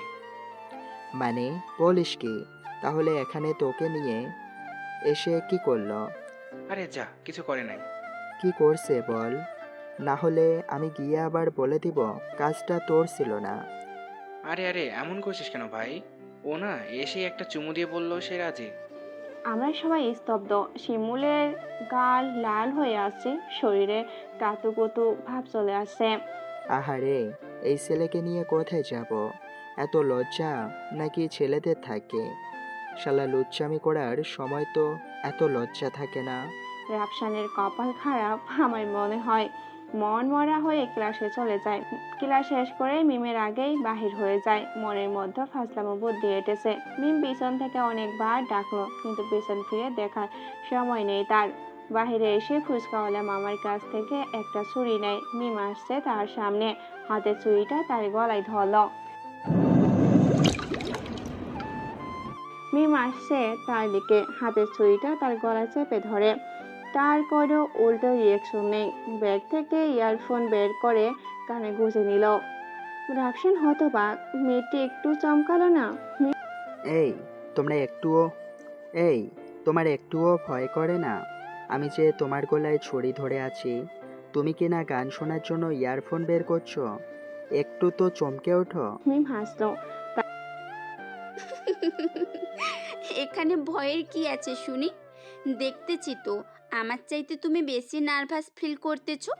ভয়? তুমি ছুরিটা ঠিক করে ধরো আগে, উল্টো ধরে আছো তো। নিজের পায়ের দিকে খেয়াল করছো? তোমার হাঁটু কাঁপছে এখনো। না মানে তোমাকে একটু ভয় দেখাতে আসছিলাম, নিজেই বোকা হয়ে গেলাম। শোনো, আমাকে ভয় দেখাতে এসে নিজের কি অবস্থা করেছো খেয়াল আছে? এখানে বসো। তারপর মিম একটা পানির বোতল রাফসানকে দিয়ে সাবধানে ছুরিটা গলা থেকে সরিয়ে ফেলল। এই মিম, কখনো প্রেম করেছো? রাফসানের এমন প্রশ্ন শুনে মিম হঠাৎ চমকে ওঠে। এমন গাধার মতো প্রশ্ন করবো হয়তো সে ভাবতেই পারেনি, মনে হয় আর কি। ভাই রে ভাই, প্রেম তো দূরের কথা, ছেলেদের সাথে ভালো করে কথাই হতো না। আমি গার্লস স্কুলে পড়েছি, কলেজে এসে তোমাদের সাথে পরিচয়, তাছাড়া আর কারোর সাথে না। তাহলে ওই যে রাস্তায় যে বিরক্ত করতো সে কে? ধুর, বলো না তো, ও একটা ছ্যাঁচড়া লুইসা ছেলে, সারা দিন পিছনে পড়ে থাকতো, কিছুদিন হলো পিছু নেয় না আর। যাক, ভালোই হয়েছে, একটা আপদ বিদেয় হয়েছে। কি যেন একটু বলবো ভাবছিলাম, তোমাকে মনে করতে পারতেছি না কেন? তুমি এখনো নিজের সিদ্ধান্তটা সঠিকভাবে নিতে পারতেছো না, তাই এমন হচ্ছে। এই মিম, হুম। আমি তোমাকে রাফসানের কথা শেষ হয়নি, তার মধ্যে শিমুল এসে ডাক দিল। মেজাজ এত পরিমাণ খারাপ হয়ে গেল বলার বাহিরে। আজ ভাবছিলাম মিমকে প্রপোজ করে দিব, কিন্তু শিমুল তার 12টা বাজিয়ে দিয়েছে। উফ, রাফসান আর প্রপোজ করা হলো না, চলে যায় শিমুলের কাছে। রাফসানের শরীর থেকে ঘাম ঝরছিল, চোখে ভয়, কেমন যেন একটা অন্যমনস্ক ভাব, সেটা দেখে বুঝতে পারে শিমুল। ভাই, প্রপোজটা তাহলে করেই ফেলছিস আজ? শিমুলের কথা শুনে মাথায় আগুন উঠে গেল। বেয়াদব, তোর জন্যই আজ প্রপোজ করেও করতে পারিনি। অসময়ে সবসময় তোর পা হাত দিতেই হবে? দাঁড়া, আজ তোর একদিন কি আমার। শিমুলকে দৌড়ানি দিয়ে হাঁপিয়ে গেছে, কিন্তু ধরতে পারেনি, কি করবে। আর কলেজে থাকেনি, আরও কয়েকটা ক্লাস ছিল, করেনি, কারণ মিম বাসায় চলে গেছে। তাই রাফসানও পিছনে পিছনে বাহিরে বেরিয়ে আসছে। ভালো লাগছিল না, মনের মধ্যে এমন একটা কথা আটকে আছে, বলেও বলতে পারছে না। বিকেলে কাজ করছিল, আজ মুখে মাস্কও পরেনি, তখন মিম হোটেলে হাজির আর রাফসানের সামনে। মিমকে দেখে কিছুটা না অনেকটাই ঘাবড়ে গেছে, কিন্তু মিম এটা স্বাভাবিকভাবেই নেয়। বাইরে চলো। তার বিপরীতে কিছু বলতে পারলো না। বিকেলে ছুটি নেই, মিম রাফসানকে নিয়ে পাশের একটা পার্কে নিয়ে আসে। দুজন পাশাপাশি বসে আছে। মিম, হঠাৎ করে এখানে কি মনে করে নিয়ে আসলে? যদি বলি তোমাকে দেখতে আসছিলাম তাহলে? আমাকে বাহানা দেবে না, তাছাড়া তুমি জানলে কিভাবে আমি এখানে থাকি? কোচিং করার সময় তোমাকে দেখছিলাম এখানে, তখন তুমি এখানে কাজ করো। যখন তোমাকে কলেজে প্রথম দেখি তখনই তোমাকে বন্ধু বানানোর সিদ্ধান্ত নেই। তারপর থেকেই তোমার খোঁজ রাখতাম সব সময়। তোমাকে জানতে দেইনি যে আমি তোমাকে ফলো করি। রাতে কাজ করে দিনে কলেজ যাওয়া, এটাই আমার ভালো লেগেছে। তাই তো প্রথম বন্ধুত্বের হাত বাড়িয়ে দেওয়ার সাথে সাথে রাজি হয়েছিলাম।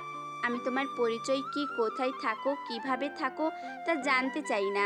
তুমি আমার বন্ধু ছিলে, আছো এবং থাকবে। মিমের কথা শুনে বুঝতে পারলো মিম রাফসানকে শুধু বন্ধুই ভাবে। তখন মনের মধ্যে ভালোবাসাটা মনেই রেখে দিল, বন্ধুত্বটা বাঁচিয়ে রাখলো। যদি ওকে প্রেম বিনোদন করতো তাহলে হয়তো তাদের বন্ধুত্বটা আর থাকতো না। মিম, চলো, সন্ধ্যা হয়ে আসছে, তুমি বাসায় যাবে। দুজনে উঠে চলে যায়। তারপর থেকে আর তাকে মিমকে ভালোবাসার কথা বলে না, কিন্তু ওর প্রতি তার ভালোবাসাটা বেড়েই যাচ্ছে, কিন্তু কমছে না। এভাবে কেটে গেছে 1টি বছর। প্রথম বয়সে এভাবেই কেটে যায়, ঘোরাঘুরি, একটু হাসলামি, আড্ডা দেওয়া, ভালোই চলে গেল। তাদের কলেজ জীবনের প্রথম বছর, ইন্টার সেকেন্ড বর্ষে 6 মাসও চলে গিয়েছে। লেখাপড়ার খুব চাপ, তাই রাতে বেশি ঘুমাতে পারে না। কাজ করে 12টা বাজে পড়তে বসে, আর 3টা বাজে উঠে ঘুমে যায়। এমন কিছুদিন করার ফলে খুব পরিমাণে জ্বর আসে, নিজের হুঁশও নেই, তাই কলেজে যাওয়ার কথা মনেই নেই। বাসায় ওষুধ আনা ছিল, সেগুলো খেয়ে করার মতো ঘুমিয়ে থাকে। হঠাৎ করে খেয়াল করলো তার মাথায় পানি পড়ছে। চোখ খুলতেই দেখে মিম তার মাথায় পানি দিয়ে দিচ্ছে।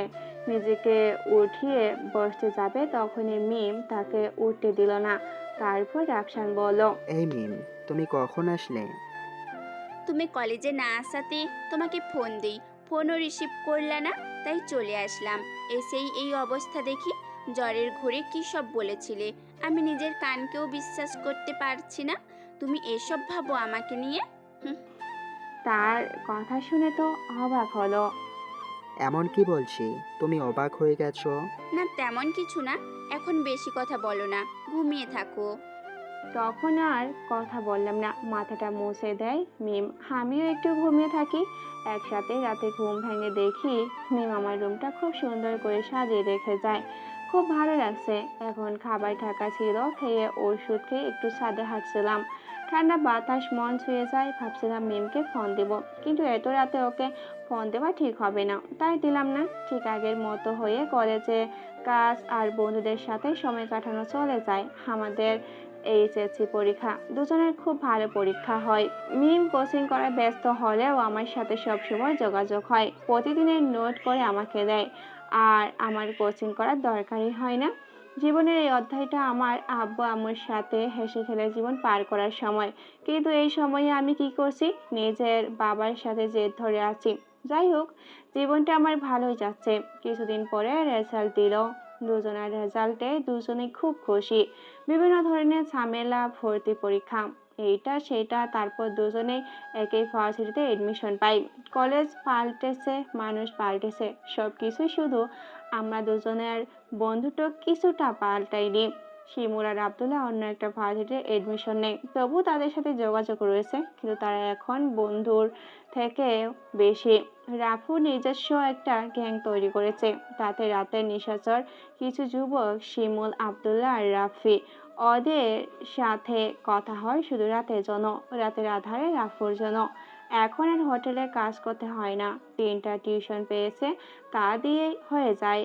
আর হোটেলে থাকা অবস্থায় 30,000 টাকা জমিয়েছিল, তা দিয়ে কিছুদিন চলতেছিল, ততদিন টিউশনের টাকা না পায়। সকালে ঘুমিয়েছিল মিমের ফোনে, রাফসানের ঘুমের 12টা বাজিয়ে যায়। এই, তুমি এখনো ঘুমাচ্ছ? আর আমি কখন থেকে তোমার অপেক্ষা করতেছি। কি বলো, সবে তো 6টা বাজে। ওই 6টা বাজে, তাতে কি? শুনি, তুমি এখন ঘুম থেকে উঠে ফ্রেশ হবা, একটু ছাদে গিয়ে হাঁটাচলা করবা, তারপর নাস্তা করে আসবা। আর আজ তো ভার্সিটির প্রথম দিন, তাহলে তো একটু তাড়াতাড়ি আসতে হবে, তাই না? জি ম্যাডাম, আপনার হুকুম মাথা পেতে নিলাম। ঢং করা হইছে, তাহলে এক্ষুনি ওঠো। যদি এই কাজগুলোর একটাও মিস যায় না, তাহলে তোমার মাথার চুল একটাও থাকবে না বলে দিলাম। বলেই ফোনটা কেটে দেয় মিম।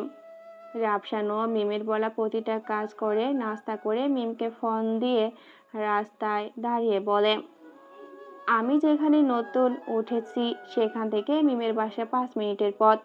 মিমের সাথে দেখা হয়ে যেই একটা রিক্সাতে উঠবো, তখনই আমাদের সামনে একটা BMW এসে থামে, আর সেখান থেকে 2টা ভদ্রলোক বাহির হয়। ভাবছি শহর যেহেতু আসতেই পারে, থামতেই পারে, 30 সেকেন্ড সময় নেইনি। তারা আমার নাকে একটা রুমাল চেপে ধরে আমার জ্ঞান হারায়। এই শোনো না, প্রতিদিন ভালোবাসার নতুন নতুন গল্প পেতে ও শুনতে চাইলে আমাদের আলোর ডায়েরি চ্যানেলটি সাবস্ক্রাইব করে পাশে থাকা বেল আইকনটি বাজিয়ে দিও, কেমন? 30 সেকেন্ড সময় নেইনি, তারা আমার নাকে একটা রুমাল চেপে ধরে, জ্ঞান হারাই আমি। তারপর কি হয় কিছুই মনে নেই আমার। যখন আমার জ্ঞান ফিরে, মাথাটা ঝিমঝিম করছিল, চারিদিকে অন্ধকার, একটু নড়ে চড়ে চাইছিলাম, হালকা শব্দ করার চেষ্টা করছি, সাথে সাথে আলো জ্বলে ওঠে। দুপাশে দুজন, যেই দুজন আমাকে কিডন্যাপ করেছে, একজন সামনে বসা ছিল, তাকে দেখতে পাইনি, পাশের জনের চেহারা হালকা হালকা বোঝা যাচ্ছিল। আমাকে এখানে ধরে নিয়ে আসার কারণ কি? কারো মুখে কোনো কথা নেই। ফের জিজ্ঞাসা করলো, এই যে হ্যালো, আপনাদের সাথে আমার কি শত্রুতা যে আমাকে এমনভাবে তুলে নিয়ে এসে বেঁধে রেখেছেন? তখনই সামনে বসা চেয়ারে পিছন থেকে বেরিয়ে আসে ওদের বস। রাফসান তো তাকে দেখে অবাক, না অবাক না, চমকে গেছে। এটা কি? কি চিনতে পেরেছিস আমাকে? মিমের পিছনে ঘোরার জন্য বাটম দিয়েছিলি, তখন কিছু বলতে পারিনি। নিজের চিকিৎসার জন্য দেশের বাহিরে গেছিলাম, তাই কিছু বলিনি। আর কালকেই দেশে ফিরে তোকে শেষ করব বলে তুলে নিয়ে এসেছি।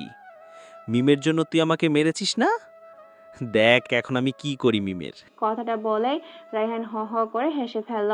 তার হাসি থামতেই রাগী কণ্ঠেই বলল, তুই মিমের কিছু করতে পারবি না। আমি থাকতে তার কিছু করার আগে আমাকে সামনে পাবি, দেওয়াল হয়ে। তুই তো নিজেই মৃত্যুর মুখে দাঁড়িয়ে, তুই বাঁচাবি মিমকে? ফানি জোকস নিজেকে বাঁচিয়ে দেয় কাগে। তবে শোন, তোর সাথে মিমকে তুলে নিয়ে আসতে পারতাম, কিন্তু আমি চাই মিম পাগলের মতো করে তোর জন্য ছুটে আসুক। আমি যেমন তার পিছে ঘুরেছি, ঠিক তেমনি মিম তোর পিছে ঘুরতে ঘুরতে আসুক, তবেই তো আসল মজা হবে। রাফসান রায়হানের কথা শুনে থমকে যায়, নিস্তব্ধ হয়ে যায়, মুখ দিয়ে কোনো কথাই বের হচ্ছিল না। কি করে এখন? ঠিক তখনই কোমরে হাত যায় তার, বুঝতে পারে বন্দুকটা কোমরেতেই আছে। ওরা হয়তো ভাবেনি তার কাছে বন্দুকও থাকতে পারে। রায়হান তখনই মিমকে ফোন দিয়ে একটা MMS পাঠায়। রাফসান ওদের কাছে বন্দি যে সে যেন তাড়াতাড়ি বড় ফ্যাক্টরিতে চলে আসে। মিমকে আসতে বলে রায়হান বাহিরে বের হয়ে যায়। পাশে থাকা দুজনের মধ্যে একজন ঘুমিয়েছিল আর একজন জেগেছিল।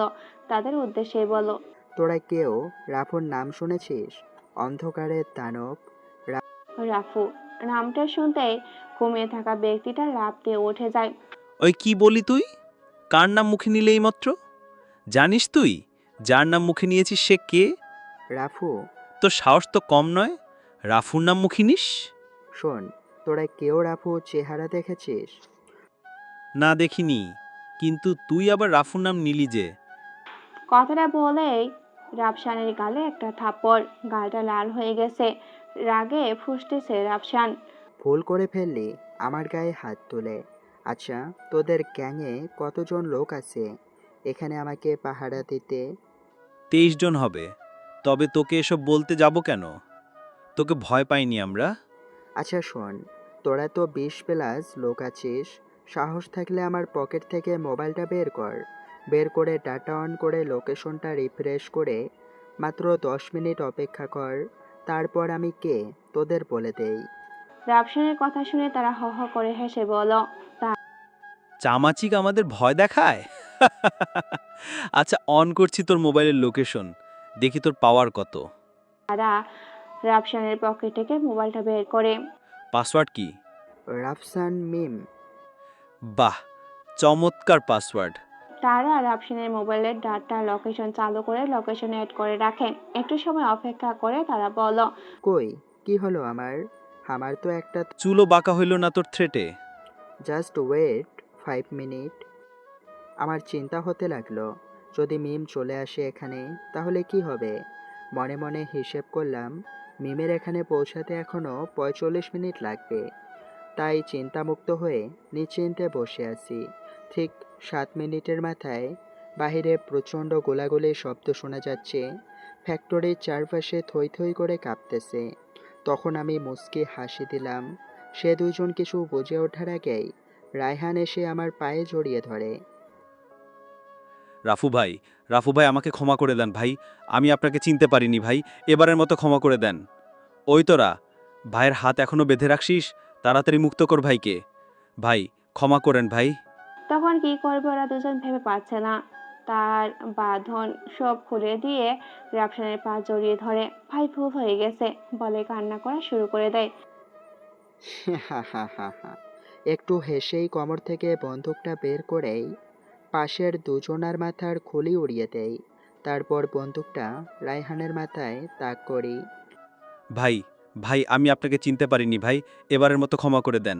তোকে আমি কিছুই করতাম না, তুই শুধু আমাকে নিয়ে আসতি।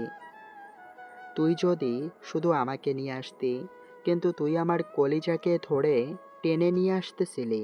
ওয়েট, কি যেন করবি মিমের? বল বল, আর কে? একবার, আর একবার বল। ঠাস ঠাস করে 3টা বুলেট, একটা ওর মাথায়, 2টা ওর বুকের বাম পাশে ঢুকিয়ে দেয়। ফ্যাক্টরির দরজা ভেঙে ভেতরে ঢুকে যায় আব্দুল্লাহ আর তার অদৃশ্য থাকা গ্যাংয়ের ক্যাডার। ওরা এসে তাকে রক্ষা করার জন্য চারিদিকে ঘিরে ফেলে। রাফসান বাধা দেয় আর ওদের চলে যেতে বলে, কিন্তু ওরা চলে যাবে না রাফসানকে রেখে রেখে। ওদের রাগী চোখে বিদায় করে দেয় আর মিমকে ফোন দেয়। হ্যালো মিম, তুমি কোথায়? এই আমি আসতেছি, তুমি টেনশন করবে না।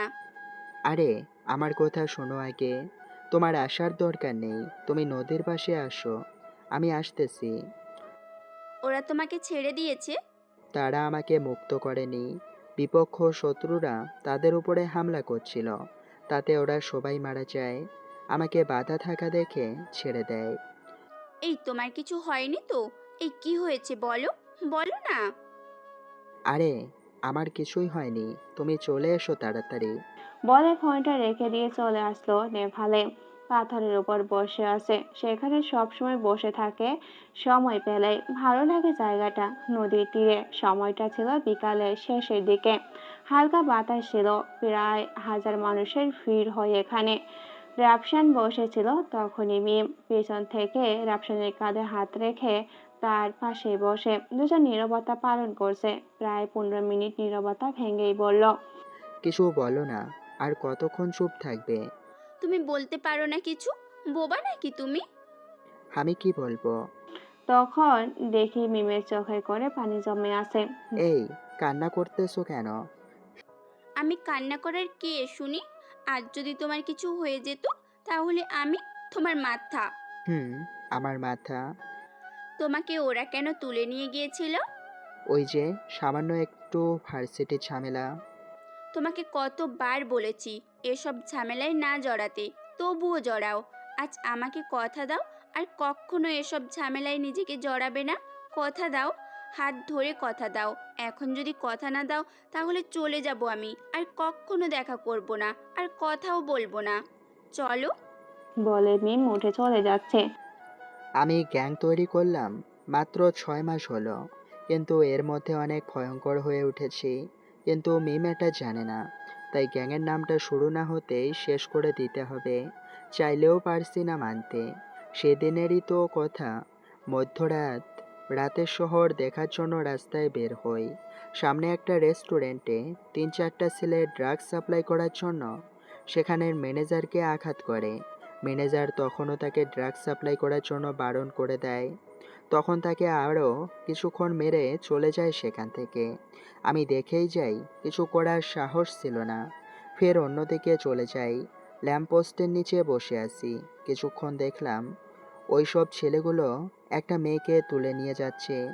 সহ্য হয়নি শরীরে। কন্ট্রাকশন সাইড থেকে কাটা রড নিয়ে এসেই তাদের উপর হামলা করি। আমার দেখা দেখি পাশ থেকে আরও একটি ছেলে এসে হামলা করে তাদের উপর। 3 জনেরই মৃত্যু হয় অন দ্য স্পট। ছেলেটা নিজের মুখ থেকে রক্ত মুছতে মুছতেই বলল, এদের উচিত শিক্ষা হয়েছে ভাই। আমি আমার বোন হারিয়েছি, বড় ভাই ড্রাগস এডিক্টেড। এদের থেকে রেহাই পেতে হলে এদের মৃত্যু দিতে হবে। আইন এদের কিছুই করতে পারবে না, আমাদেরকে কিছু করতে হবে। এদিন ওই ছেলেটার কথা শুনে তাকে নিয়ে শুরু হয় তার গ্যাং। আস্তে আস্তে ভয়ঙ্কর সব কাজ করে শহরের মধ্যে হইচই তুলে পরিচিত পাওয়ায় রাফসানের গ্যাংয়ের সমাপ্তি হয়তো হবে আজ। মিমের হাতটা ধরে হ্যাকসার টান দিয়ে রাফসানের পাশে বসিয়ে বলে, আচ্ছা, তোমাকে কথা দিলাম আর কখনো মারামারি ঝামেলায় জড়াবো না। তখনই প্রথম মিম রাফসানের কোলে মাথা রাখে। রাফসান কি বলবে ভাবতেই পারছে না অনেকক্ষণ পর। এখন চলো, রাত হয়ে আসছে। চলো। বলে দুজনাই বাসার দিকে রওনা হয়। মিমকে বাসার সামনে নামিয়ে দিয়ে রাফসান চলে যায় আড্ডায়। আব্দুল্লাহ আমাদের গ্যাং এখানে সমাপ্তি করে দিতে আজ এখানে এসেছি আমি। রাফসানের কথা শুনে আড্ডার সবাই কেমন যেন চোখে চাওয়া চাওয়ি দিয়ে উঠল। আমি জানি তোরা সবাই কি বলতে চাচ্ছিস, কিন্তু দেখ, এটা বড় হবে না, তোদের এর উত্তর দিতে পারবো না। দেখ, আমাদের যা তহবিল আছে সেগুলো একটা গরিবদের স্কুলে বিতরণ করে দিয়ে যাব। তার কথা শেষ হতে আব্দুল্লাহ বলল, দেখ ভাই, আমরা তো বাজে কোনো কাজ করি না, সমাজের জন্যই কাজ করি, সমাজ থেকে খারাপ লোকদের দমন করি। তাহলে আমাদের গ্যাং সরানোর কি আছে? এখন তো সমাজে কোনো ধরনের বাজে কাজ হয় না, তাই এখন গ্যাং রেখে লাভ নেই, বরং সমস্যা। তাই শোন, গ্যাংয়ের কার্যক্রম এখানেই সমাপ্তি। যখন দরকার পড়বে সবাইকে ডাকা হবে। এর মধ্যে যে যার মতো করে জীবনযাপন কর, একটা শান্তিপূর্ণ জীবন গড়ে তোল। চলে আসলো সে। আসার আগে সেখানকার সবকিছু অস্ত্রগুলো এক জায়গায় লুকিয়ে তাদের আড্ডাখানা বন্ধ করে দেয়।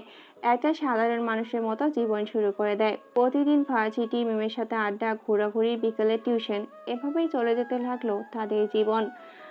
রাফসান যেদিন মিমের ডায়েরিটা পড়ে আর বুঝতে পারে মিম তাকে তার নিজের জীবনের চাইতেও ভালোবাসে, কিন্তু এটা দেখে অবাক হয় মিম নিজেই তাকে অনার্স ফাইনাল ইয়ারে বসে প্রপোজ করবে। তার আগে রাফসান প্রপোজ করলে মিম রিজেক্ট করে দেবে। এই কেমন পাগলামি, কিছুই বুঝতেছে না। কিছুদিন যাওয়ার পরে দেখে মিম তাকে ইগনোর করতে শুরু করে। ইদানিং মিম রাফসানকে ইগনোর করতে শুরু করে। কি করবে বুঝতে পারছে না। কি হয়েছে তার? রাফসানকে এভাবে এড়িয়ে চলার মানে হয় না। কিভাবে পাচ্ছে সেইগুলো করতে?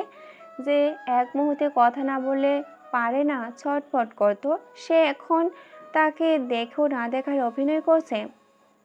রাফসান যতই ওর কাছে যাওয়ার চেষ্টা করে মিম তার থেকে দূরে সরে যায়। ব্যাপারটা এই নিয়ে 3 দিন হয়ে গেল। এই 3 দিন তার কাছে 30 বছরের মতো লাগছিল। যাই হোক, যেভাবেই হোক না কেন, কোনো আজ তার কাছ থেকে সব সত্যি বের করতেই হবে। ভার্সিটি পৌঁছে আগে মিমের খোঁজ নেই। মিম তখনও ভার্সিটি আসেনি। ইদানিং মিম কেমন যেন হয়ে গেছে, চোখের নিচে কালো দাগ পড়ে গেছে, মনে হচ্ছে সারা রাত কান্না করে। মিমকে ভার্সিটির গেট দিয়ে ভিতরে ঢুকতে দেখেই রাফসান মিমের কাছে চলে যায়। এই মিম, দাঁড়াও। কিছু বলবা? তাহলে বলো, না হলে আমার কাজ আছে। তোমার কাজ পরে, আগে বলো তুমি এমন হয়ে গেলে কেন? আমি ঠিক আছি, আগের মতোই আছি, আমাকে যেতে দাও তো। আজ কোথাও যেতে পারবে না আমার প্রশ্নের উত্তর না দিয়ে। ইগনোর কেন করতেছো আমাকে? আমি তোমার একটা কথাও শুনতে চাচ্ছি না, প্লিজ। তোমাকে শুনতেই হবে আজ। কেন শুনবো? কারণ আমি তোমাকে ভালোবাসি। তুমি আমার জীবনে সব কিছু জুড়ে নিজেকে জড়িয়ে নিয়েছো। প্রতিটা মুহূর্তে শুধু তোমাকেই খুঁজে যাই, সবখানে, সব জায়গায়। এমন একটা রাত নেই যে তোমাকে নিয়ে স্বপ্ন না দেখছি। তোমাকে ছাড়া একটা মুহূর্তও ভাবতে পারি না আমি। তুমি বুঝেও না বুঝার অভিনয় করছো কেন? আমি তো তোমাকে ভালোবাসি না, তোমাকে আমি আমার বন্ধুই ভাবতাম, আর বেশি কিচ্ছু না। এখন এটা শুনলাম তুমি তো আরও 8-10টা ছেলের মতোই হয়ে গেলে। ভাবছিলাম তুমি সবার চাইতে আলাদা।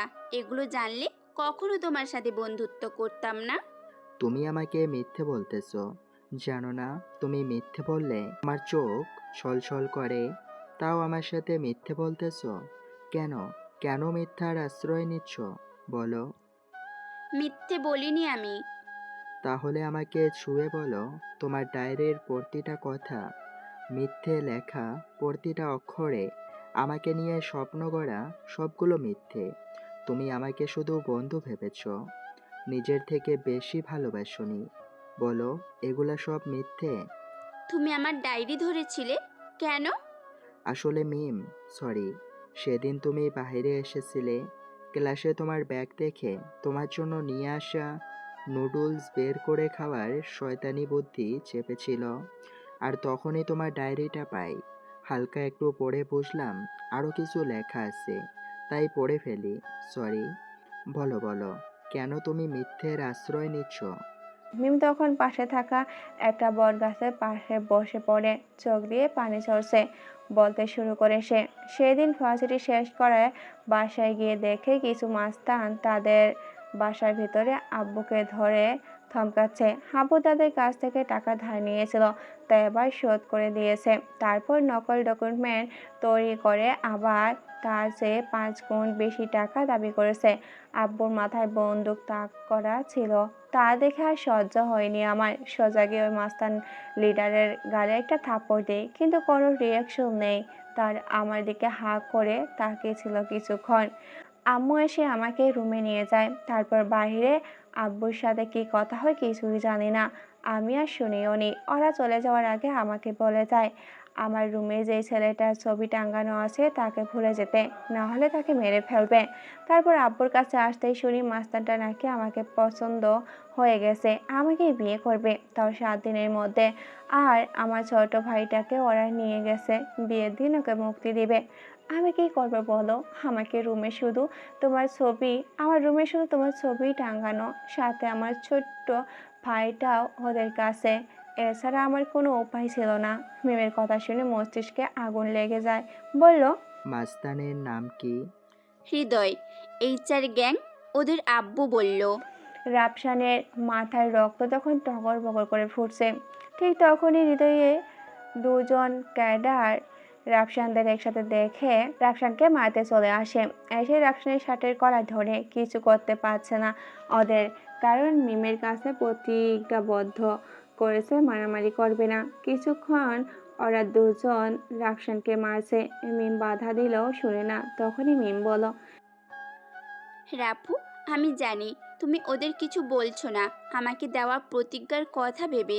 তোমাকে আমি বলছি, আজকের মতো সেই কথা ভুলে যাও। মিম কথাটা শেষ করতে না করতে ওদের দুজনের হাতের মধ্যে পাশে থাকা এক টুকরো বড় রড ঢুকিয়ে দেয়। পুরো ক্যাম্পাস নিস্তব্ধ। মিম তো হাঁ হয়ে তাকিয়ে আছে। ওদের ওখানে মেরে ফেলতে পারতো, মেরে ফেললে মিমের কাছে খুনি হয়ে যেত, তাই খুন না করে আহত করলো। তাকে বলল, মিম, তুমি বাসায় যাও, কালকে সকালের মধ্যে তোমার ভাই তোমার বাসায় থাকবে।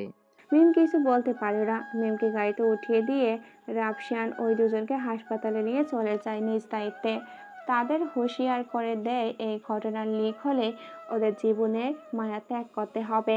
সেই ভয়ে আর কেউ কিছু বলল না। তখনই রাফসান আব্দুল্লাহকে ফোন করে। আব্দুল্লাহ, কই তুই? কণ্ঠ তখন অদ্ভুত, রাগে গড়গড় করছে। রাফু, কি হয়েছে তোর? এমন কেন কণ্ঠ তোর? বলতেছি পরে, তুই কোথায়? আমি তো ক্লাসে। ক্লাস বাদ দে, তাড়াতাড়ি 20 মিনিটের মধ্যে আড্ডায় চলে আয়।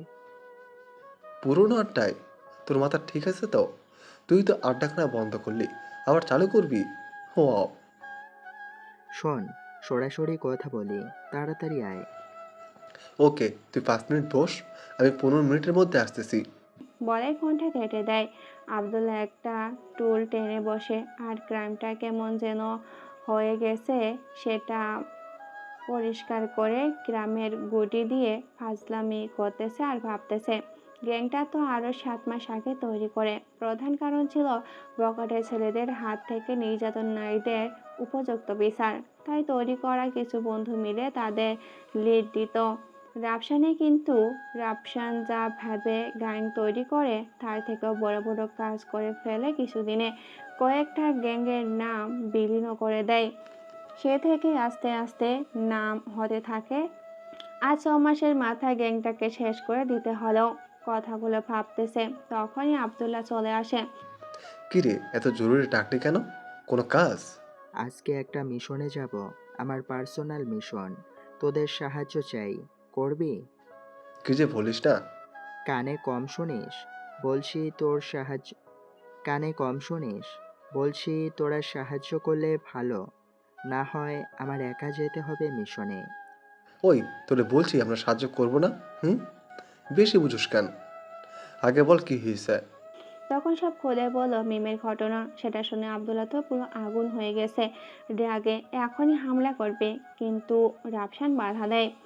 এই কাজে মাথা ঠান্ডা রাখতে হয়, প্ল্যান করে কাজ করতে হবে। হৃদয় গ্যাং তো আর ছোটোখাটো গ্যাং না, মোটামুটি টক্কর দেওয়ার মতোই। সবাইকে ডাকা হলো। রাফসান গ্যাংয়ের ক্যাডারদের সবার সাথে প্ল্যান করে রাতে হামলা হবে। এখন শুধু রাতের অপেক্ষা। সবাই সব অস্ত্র রেডি করে প্রস্তুত হতে হতে রাত হয়ে যায়। প্ল্যান মাফিক প্রথমে হৃদয়ের বাসায় হামলা করে আর একটা লোকও বেঁচে নেই, সবগুলোকে নীরবে হত্যা করে ফেলে।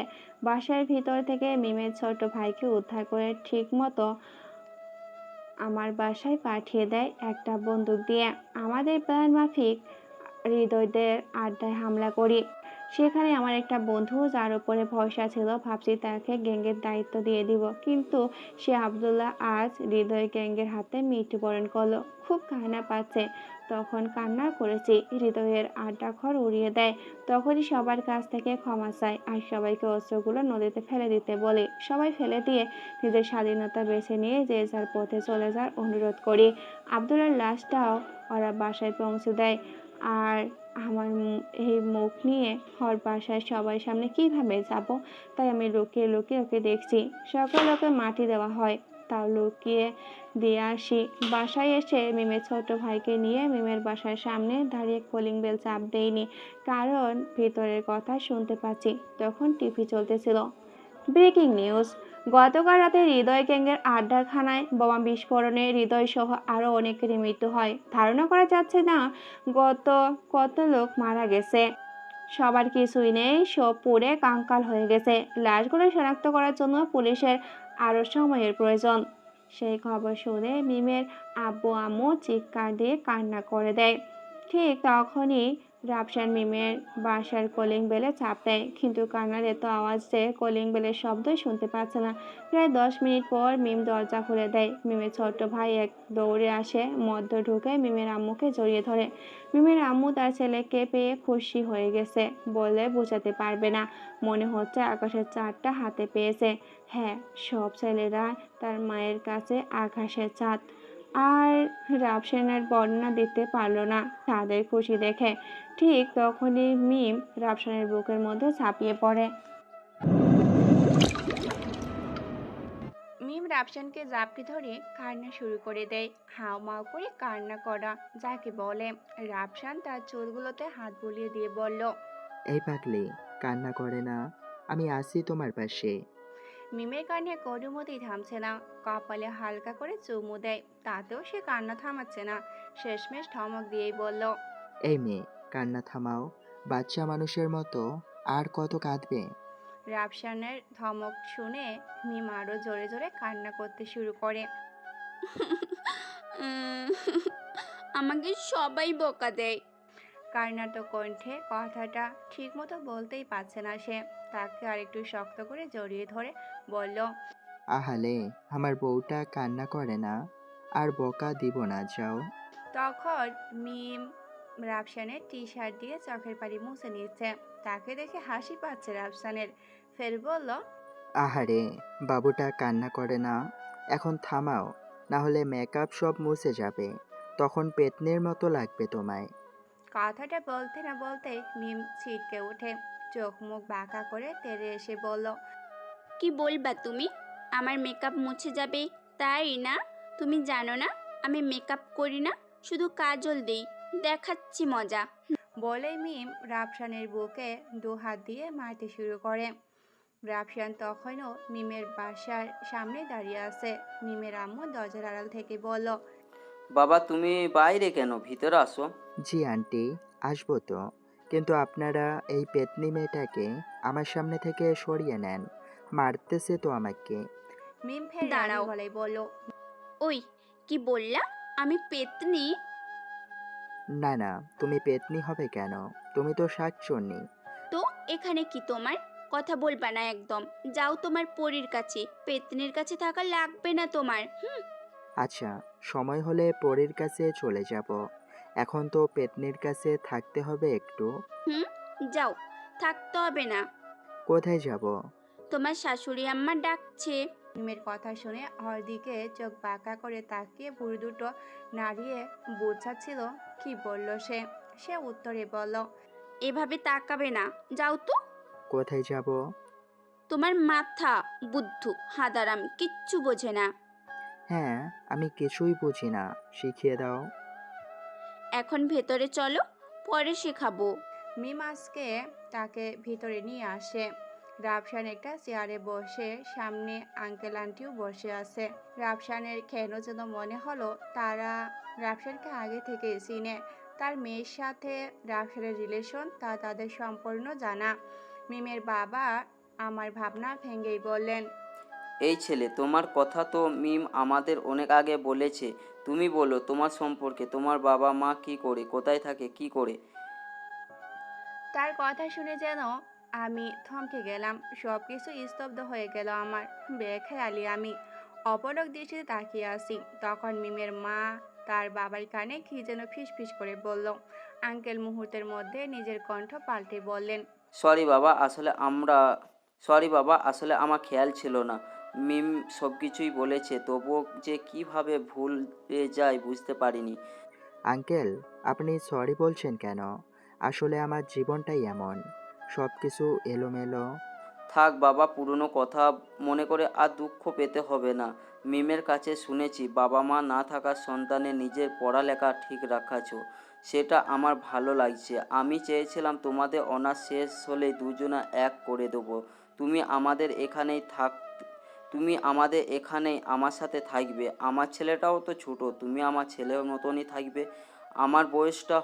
আমার বয়স হয়েছে, আমার ব্যবসা আর মেয়ে দুটোই তোমার কাছে তুলে দিয়ে আমি একটু রেস্ট নিতে চাই। তার কথা শুনে চুপ হয়ে থাকলাম। তারা আমার সম্পর্কে তেমন কিছুই জানে না। মিম তো এটাও জানে না আমার বাবা মা আছেন, সেটাও না। ফের তাকে বললাম, আঙ্কেল, আমি আপনার ব্যবসায় বসতে পারবো না। আমার ইচ্ছে নিজে প্রতিষ্ঠিত হব। সরি আঙ্কেল, আপনার এই কথাটা রাখতে পারলাম না। তবে আমি যথাসাধ্য চেষ্টা করব আপনার মেয়েকে সুখী রাখতে। মিমের বাবা মুচকি মুচকি হেসে বলল, মিম কথা আগে বলেছে, তোমার টাকার প্রতি কোনো লোভ নেই, বিশ্বাস হয়নি। কিন্তু আর একটা বিষয় কি জানো, আমি তোমাকে আমার পছন্দ কেন করি? না আঙ্কেল। তোমাকে আমার মেয়ে পছন্দ করেছে, তাতে তোমার সাথে মিশতে দেখেছি, তখন তাকে আমি সুখী মেয়ে হিসাবে দেখছি। আমার মেয়ে খুশি চাইতে আমার কাছে আর কিছু বড় না। সে তোমার সাথে সুখে থাকবে তা বুঝেছি। তোমাকে অবরাজে করেছি বেশ কয়েকদিন। তোমার প্রতি কথা, সামনে থাকা মানুষটা ভালো মন্দ তার সামনে সোজাসাপটাভাবে তুলে ধরো। যেটা সত্যি সেটাই আমার ভালো লাগছে। যাই হোক, এত কথা না বলি, তাহলে তোমাদের এক করার জন্য আগে অনার্স শেষ করো, তারপর অনুষ্ঠান করে এক করে দেওয়া যাবে। জি আঙ্কেল, আপনারা যা মনে করেন তাই হবে। পাশে থেকে মিমির আম্মু আঙ্গুলের কাঁধে হাত রেখেই বলল, বাবা, দুপুরে কিন্তু এখানেই খেতে হবে। জি আন্টি। এই ছেলে, আন্টি কি? এখন থেকে আমাদের পরিবারই একজন, মা বাবা বলবে আমাদের। জি আন্টি। উফ, সরি মা। তারপর মা বাবা চলে যায় সেখান থেকে। পাশে মিমির রুম। চুপি চুপি তার রুমে ঢুকতেই চমকে। তার দেয়ালের চারিদিকে রাফসানের যতগুলো ছবি টাঙানো, ততগুলো ছবি রাফসানের নিজের কাছেও নেই। এত সুন্দর করে সাজানো ছবিগুলো সাজিয়ে রেখেছে বলে বোঝানো সম্ভব নয়। এতক্ষণ তার রুমে ঘুরঘুর করছে, সে কোথায়? নিশ্চয়ই ব্যালকনিতে। চুপি চুপি সেখানে এসে হাজির। মিম অন্যদিকে তাকিয়ে আছে। পেছন থেকে তার কোমরে হাত দিয়ে জড়িয়ে ধরে কাঁধে হালকা করে চুমু খেলো। কানের কাছে মুখ এনে ফিস ফিস করে বলল, এই, তুমি এখানে আর আমি তোমাকে সব জায়গায় খুঁজে বেড়াচ্ছি। মিম সে কথা এড়িয়েই বলল, এই বিয়ের প্রস্তাব পেতেই দুষ্টুমি শুরু করে দিলা? ছেড়ে দাও বলছি, ছেড়ে দাও। না, ছাড়বো না। আমি আমার বউটাকে জড়িয়ে ধরছি, তাতে তোমার কি? ছাড় বলছি শয়তান, এক্ষুনি এত পাজি হয়ে যাচ্ছ। তাহলে বিয়ের পর কি করবে শুনি? হুম। বিয়ের পরে অনেক কিছুই করব। তোমাকে বিয়ে করলে তো বিয়ে করবে, যেই না হনুমান মার্কার চেহারা আসছে আমাকে বিয়ে করতে। বলে মিম রাফসানের হাতে একটা চিমটি দিয়ে নিজেকে ছাড়িয়ে রুমের ভিতরে দৌড়ে পালালো। রাফসান তার পিছু পিছু দৌড়ে এসে তার হাতটা ধরে ফেললো। ততক্ষণে সে বিছনার পাশে এসেছে। বিছনায় তাকে ফেলে দিয়ে রাফসান ওর উপরে এসে বসে হালকা করে। এখন কোথায় যাবে শুনি? পাখি তোমাকে খাঁচাই করে রাখবো। এই ছাড়ো বলছি, ছাড়ো, না হলে খবর আছে বলে দিলাম। না, ছাড়বো না। কি করবে করো। দেখো শয়তান, তুই আমার দেহ পাবি, মন পাবি না। ও আচ্ছা, দেহ পাবো মন পাবো না, তাহলে তোমার এই ভাবনা? ওই না না, বদমাইশ, আমার এই ভাবনা ছিল না। তুই সর্বদা নেগেটিভ চিন্তা করিস কেন শুনি? আমি নেগেটিভ চিন্তা করি না। যাও, ছেড়ে দিব তোমাকে। তার আগে একটা চুমু দাও। দিব না। কেন? কেন দিবে না? তুমি জোর করে নিতে পারো না। রাফসান তো তার কথা শুনে হুঁশ উড়ে যাওয়ার মতো হয়ে গেল। অতঃপর তার ঠোঁটের সাথে দুজোড়া ঠোঁট, চোখ বন্ধ দীর্ঘ 5 মিনিটের অর্ধেক। হঠাৎ মিমের আম্মুর কাশিতে তারা দুজন ঠিক হলো। দুজন দুদিকে চলে যায়, লজ্জায় লাল হয়ে আছে দুজনেই। মিম চলে যায় মিমের আম্মুর সাথে কাজে সাহায্য করতে, আর রাফসান টিভি দেখতে ব্যস্ত হয়ে যায়। সময়টা কখন চলে গেল বুঝতেই পারেনি। দুপুরে খাবার করে চলে যায় রাফসানের বাসায়। সারা রাত ফোনে কথা বলে কেটে যায় তাদের দুজনের। আজ রাফসান কিছু একটা পেয়েছে যার জন্য প্রায় 4 বছর অপেক্ষা করেছিল। এখন অনার্স 2য় বর্ষে। মিমকে পছন্দ করে ইন্টার 1ম বর্ষ থেকে। 4টা বছর বন্ধুত্ব ছিল, এখন বউ। একটা মানুষ পেল যে সব সময় সব দুঃখ কষ্ট শেয়ার করবে, মনের কথা বলার আগেই বুঝে নেবে, সব সময়ের সাথে থাকবে, সব সময় সাথে থাকবে, তেমন একটা মানুষ পেল। সারা রাত কথা, দিনে তার সাথে আড্ডা, পার্কে বসে কথা, মাঝে মাঝে মিমের নিজ হাতে রান্না করা তার জন্য। খুব ভালো সময় কাটাতে লাগলো তারা দুজন। মিমের সাথে সময়টা হয়তো তাড়াতাড়ি চলে গেল। 1টা বছর। এখন অনার্স 3য় বর্ষে তারা। প্রতিদিনের মতো সেই দিনও সারা রাত কথা বলে। সকালে মিমের ফোনে ঘুম ভাঙে। এই তুমি এখনো ঘুমে? ওঠো তাড়াতাড়ি, পার্কের এদিকে এসো, তোমাকে দেখতে ইচ্ছে করছে খুব করে। কেন? আমি ফ্রেশ হয়ে নাস্তা করে আসছি। মাত্র 30 মিনিট সময় লাগবে বউটা। 30 মিনিট মনে যেন থাকে। বলে মিম ফোন কেটে দেয়। মিমের কথা ফেরাতে পারেনি, তাই তাড়াতাড়ি করে ফ্রেশ হয়ে নাস্তা করে 28 মিনিটের মধ্যে পার্কে চলে আসে। পার্কে গিয়ে দেখে মিম আগেই বসে আছে। ওর কাছে যেতেই বলল, জনাব, আজ তাড়াতাড়ি চলে এলে যে? জি ম্যাডাম, আপনি আমার জন্য বসে থাকবেন আর আমি দেরি করে আসব? কখনো হয়েছে এমন? হয়নি, আর যেন নাও হয়। হবে না। এখন তোমার কোল থেকে ব্যাগটা সরাও তো, আমি মাথা দেব। এই প্রতিদিন কি কোলে মাথা রেখে ঘুমাতে হবে এই পার্কের মধ্যে শুনি? আমি আমার হবু বউয়ের কোলে মাথা রাখি, তাতে কার কি? আচ্ছা বাবা, তোমার সাথে কথাই পারবো না, নাও রাখো। ইস, মিমের কোলে মাথায় রাখলে পৃথিবীর সব ক্লান্ত দূর হয়ে যায়। মনে হয় রাফসানের জীবনে কিছু একটা চলে আসছে। হঠাৎ মনটা কেমন যেন করে উঠলো, বুঝতে পারছে না কারণটা ঠিক। সেই মুহূর্তে ঢাকার একটা বন্ধু ফোন দেয়, যার কাছ থেকে আম্মু আর বোনটার খোঁজ খবর নিত। হ্যালো দোস্ত, কেমন আছিস? ভাই, আমি কেমন আছি জানি না, কিন্তু একটা কথা ছিল, তাড়াতাড়ি ঢাকায় চলে আয়। নীলা তোর আব্বুকে সব সত্যি বলে দিয়েছে। সে সব কিছু শুনে নিজের ভুল তোর উপর তার অবিচারের কথা মনে করতেই বোধহয় হার্ট অ্যাটাক করেছে। আমি আর কিছু বলতে পারছি না ভাই, বাকি সব তোর উপর। তার কথা শুনে তার পৃথিবী অন্ধকার হয়ে আসছে। মিমও সব কথা শুনছে, লাউড স্পিকারেই দেওয়া ছিল। মিমের মনে অনেক প্রশ্ন, কিন্তু এর সময় এসে কিছুই বলতে পারছে না। মিম রাফসানকে সান্ত্বনা দিয়ে তখনই যেতে বলল ঢাকায়। চট্টগ্রাম থেকে এমার্জেন্সি একটা কার রিসিভ করে চলে আসে ঢাকায়। হাসপাতালে রাফসানের জন্য কত বড় বিপদ অপেক্ষা করছে তার ছিটেফোঁটা ধারণা ছিল না তার পক্ষে। হাসপাতালে যখন পৌঁছায় তখন আব্বুর কাছে, তখন রাফসানের আব্বু কিছুটা সুস্থ ছিল। চোখ খুলে যখন রাফসানকে তার পাশে বসে থাকতে দেখে, সে খপ করে রাফসানের দুহাত শক্ত করে ধরে বলল, রাফু, আমাকে ক্ষমা করে দিস বাবা, তোর সাথে অনেক বড় অন্যায় করে ফেলেছি আমি। আব্বু, তুমি ক্ষমা চাচ্ছ কেন? ক্ষমা তো আমার চাওয়া উচিত, তোমাদের কষ্ট দেওয়ার জন্য। এতটুকু ভুলের জন্য তোমাদের থেকে কত দূরে ছিলাম। তোকে আর দূরে যেতে দিব না, তাই রাফু নিজের ঘরে বন্দি করে রাখবো।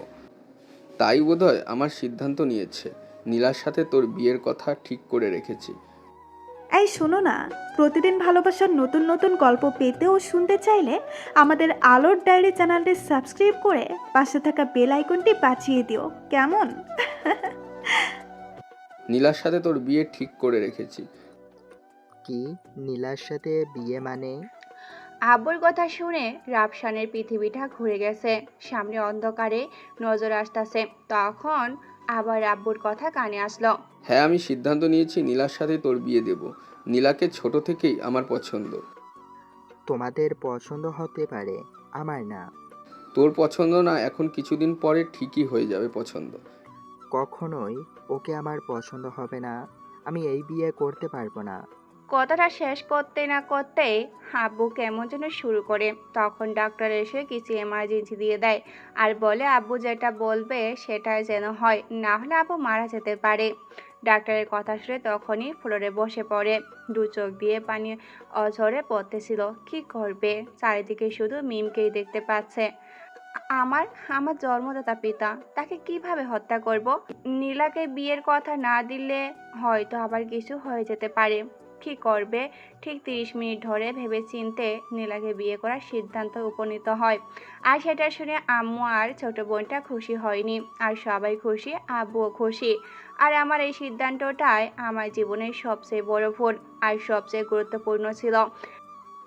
এইদিকে বাবা, একদিকে বাবা, অন্যদিকে প্রেমিকা। যাই হোক, রাফসানের মনের মধ্যে ব্যথা লুকিয়ে রেখে আব্বুকে খুশি রাখাটাই এখন রাফসানের কাজ। দীর্ঘ 6 বছর পর বাবা মার সাথে থাকার সুযোগ পেয়েছে, তাই এভাবে নষ্ট হতে দিতে পারে না। আব্বুর পাশে বসে আব্বুর হাতটা ধরে। আব্বু, তুমি যা বলবে সেটাই হবে। আগে সুস্থ হও, তারপর বিয়ের ব্যবস্থা করো। বলে ওখান থেকে বাহির হয়ে বাহিরে একটা চেয়ারে বসে আছে, আর সবার ভিতরে আব্বুর পাশে। রাফসান চোখ দিয়ে তো পানি ঝরতেছে। ঠিক সেই মুহূর্তে রাফসানের